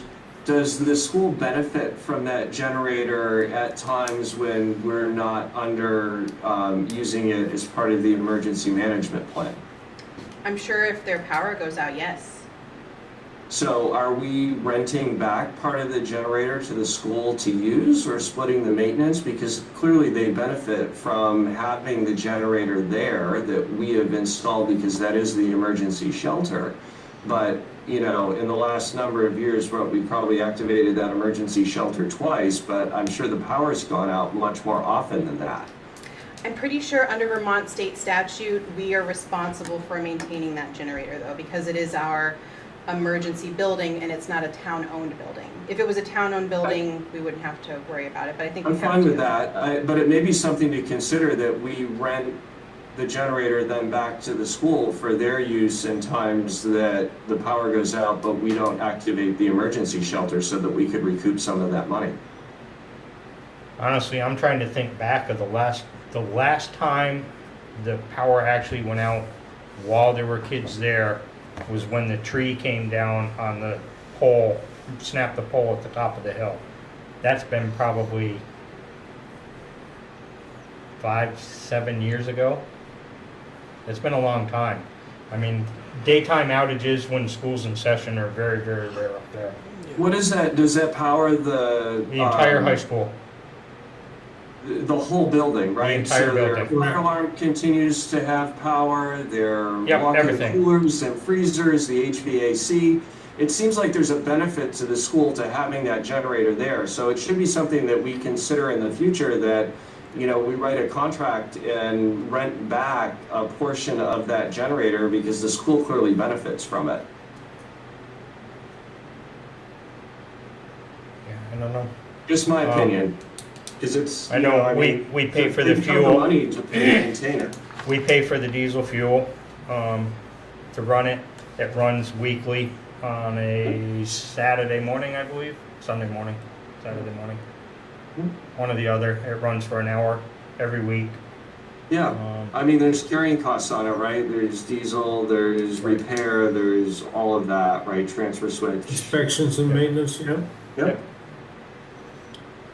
Something to consider maybe for another meeting, but definitely I wouldn't put it on a list to check out for sure. Yeah. Definitely worth considering. I'll make a motion to approve the line item over budget expenditure for the emergency management line item. I don't think I have the number written down correctly. $822.75.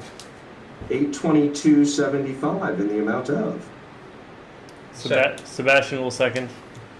Motion made by Matt and seconded by Sebastian to approve the budget overrun on line item 11-7-7D-610.00. All those in favor signify by saying aye. Aye. Aye. All right. All right, also included in your packet is a letter from the state regarding the Bennington County Solid Waste Alliance and our solid waste improvement plan.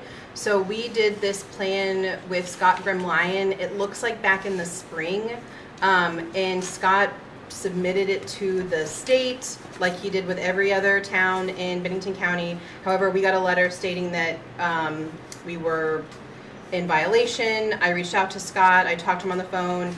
He said that he had resubmitted it to the state on behalf of all towns, and he was gonna let me know if we each have to do it individually. I haven't heard from him since last week, so I'm just holding on to it for now, but I wanted to let you guys know, as you guys are listed, you know, it says select board. I didn't want to just not tell you guys, but I'm in communication. There was a with whole bunch of them, right? Manchester. Yes, there was all of us. Everybody in the county. Basically Yeah. every town.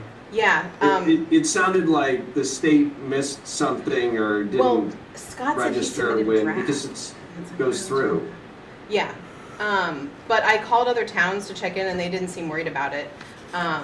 But Scott said he resubmitted it on behalf of all of us, but he said he would let me know if the state requires us to submit it individually, which I'll figure out where the final document of it is, because I only have a draft of it in the share drive. So I don't think we've ever submitted it individually, have we? I don't know. Scott said that he submitted a draft to them by mistake, so he's hoping that just resubmitting it for everyone again works. But he'll let me know. But because you all were named, I wanted to make sure we were clear about it. Lastly, I wasn't losing sleep over it. yeah. The heat pump system and website RFPs closed on Friday. We have about 42 submissions for the website. I really have to go through them and kind of call a few of them. Narrow that down to the top 3. Yeah. So that'll take some time to get through. But we had 2 heat pump bids that were submitted. One from Premier Heating and AC, and the other one is from Bennington Heating and Cooling. And previously, I told you guys that all of the work that we're contracted with so far is going to put us just under $80,000 left. And as you can see, both of these bids exceed that. And I don't know if it's because when the assessment was done by the state or the energy audits were done by the state that that the costs have significantly increased in the last 2 years, or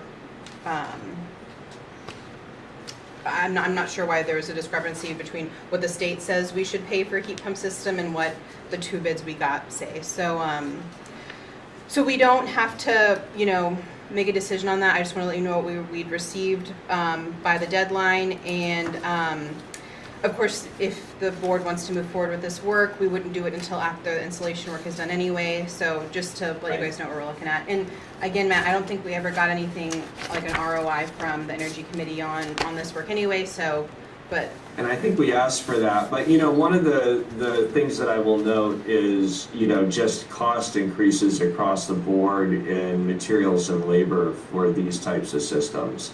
We're seeing unprecedented price increases. I've experienced that just in the last week alone on a project that I'm working on. So, yeah, for business. So, it didn't surprise me where they came in. I think the discrepancy between those two wasn't that far out based on types of equipment being used. But yeah, I've seen huge price increases across the board in this type of equipment. Yeah. I'm surprised we didn't get more because there are several local companies doing these now. Yeah. And it was in the newspaper, we had it online. A couple just over the border that are doing a ton of them right through here. Yeah. A lot of them. I don't know, we've had a number of people come and do, like, ask for estimates just to do some in our house over the last few years. Nobody ever follows up. They come, they look at it. I don't know what it is.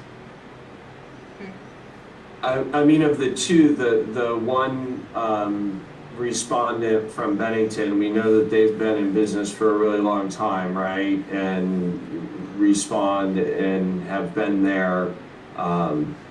So they have a proven track record. I haven't done my research on the other respondent that's out of what? Were they out of Arlington? They're out of Barry. Barry, yeah. 2.5 hours away. Much about them at all. The one that's furthest away is always the cheapest. That's actually the expensive one. And they never come to fix anything either. That's well, true. that might be factored in it, right? They've responded to it, but if they're in Barry, there's significant travel time costs, which are labor costs, right, and mileage. Yep. And they have a big incentive not to call back, fix callbacks. Right. So it's the mileage and tripping.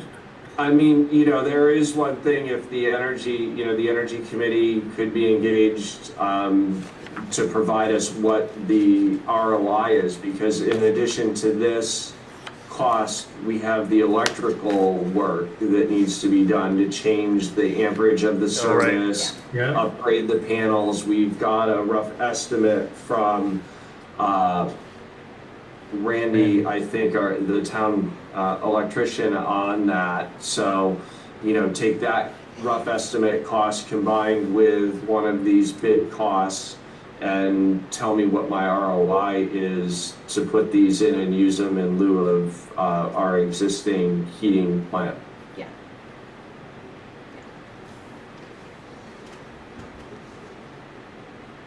All right. So then D is the town hall installation closure? Yes. Yeah. Serve Pro? Yes. So, oh no, sorry. Nope. This is installation. That's the installation. Yeah. I'm sorry.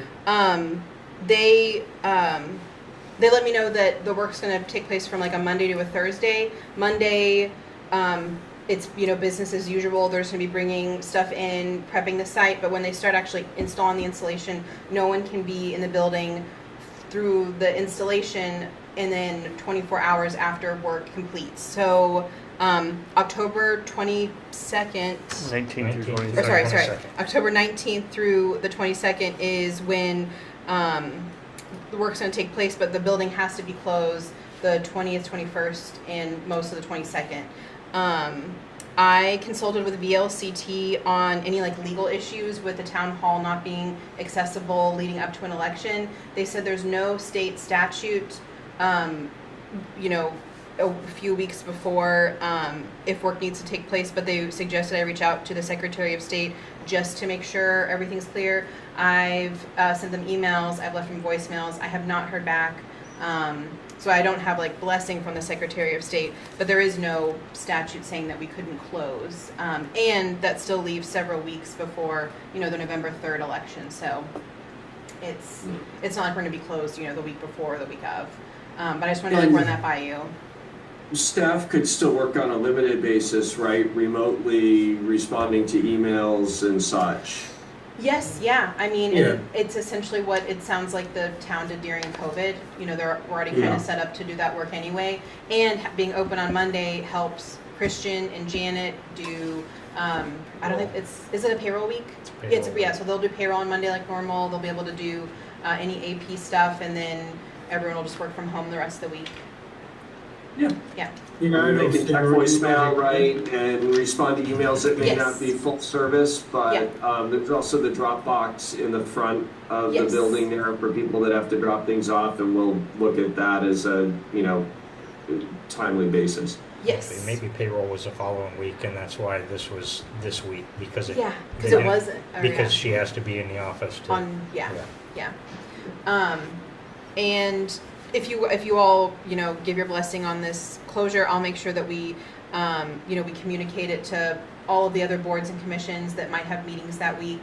And, anyone else that might need access to the building, but we'll communicate it widely. Okay. I'm good with it. I think. Yeah. Works for me. I have no Great. objection. Great. And that was all I had, I think, for my, yeah. Looks like warrants and orders are in order. Yep. All right. How do I do this? Number. Starting with water department, I can do it. Oh, this is the water department one. Yep. I got it. Got it there? Check warrant report WD16 in the amount of $2,715.06. 2,700 what? 15. 15. 06. 06. 06, okay. I'll second. Yeah. So you made the motion? Yes. Sebastian? Yes, made the And motion. Matt seconded for a total on check warrant report WD 16 of $2,715.06. All those in favor signify by saying aye. Aye. Aye. There you go. And motion to approve check warrant report 16. This is for the general fund, right? Yep. This is the only water, yep. In the amount of $43,043.67. And do we need me to call out significant items on here? This is significant items are power washing services, innovative municipal products. I don't know what that one is. Yeah, or calcium chloride Oh, yeah. for the Yeah. What's that for? The calcium chloride? That's for For the the roads. calcium Oh yeah. chloride they put on the roads. Got it. Culverts, health insurance, as usual. It's always the health There's insurance. Always always the the health big one. insurance. Yep. Sand, stone. Yeah, that's about it. I'll Pretty second. routine stuff. Yep, pretty routine stuff. So check warrant report number 16, motion was made to approve by Sebastian and seconded by Matt in the total amount of $43,043.67. All those in favor signify by saying aye. Aye. Aye. Aye. Is there Uh, any, nope, we got one more, right? Motion to oh approve. yeah, that's just for the burden on the payroll? Oh, okay. So it Yeah, that We'll doesn't. just I think sign I that. just need just the sign it. signature. All right. Yeah, that's not needed, motion is not needed on that. Alrighty. Then I will go ahead and All right, is there an executive session to be done? I don't have anything that can't wait this week. I don't either. No. All right, so is there any other business to be brought before the board? Motion to adjourn. Second. Motion made by Jamie This one and too. seconded by Sebastian. Okay. All those in, Nope. Matt. Sebastian's not involved in that by one. Matt, sorry, Matt. You're all right. We're adjourned. Thanks this one on the everyone second for your picture. time, and thank Thank you, you. Tina. Thank you. Thank you. You all. Katie, will you just scan and send anything to me that you need me to sign, and I'll take care of that. Recording stopped. Yes, I will scan all that into you. I'll do it to you. I'll give it to you now. That way, when I see Glenn tomorrow mid-morning, it'll all be done. So Okay, perfect. sounds Okay, good. I'll great. sign them and get them sent back to you tomorrow, first thing in the morning. Okay, great. Thank you. Thanks everyone. Thank you, Katie. Yeah. Good night. Bye. Good night.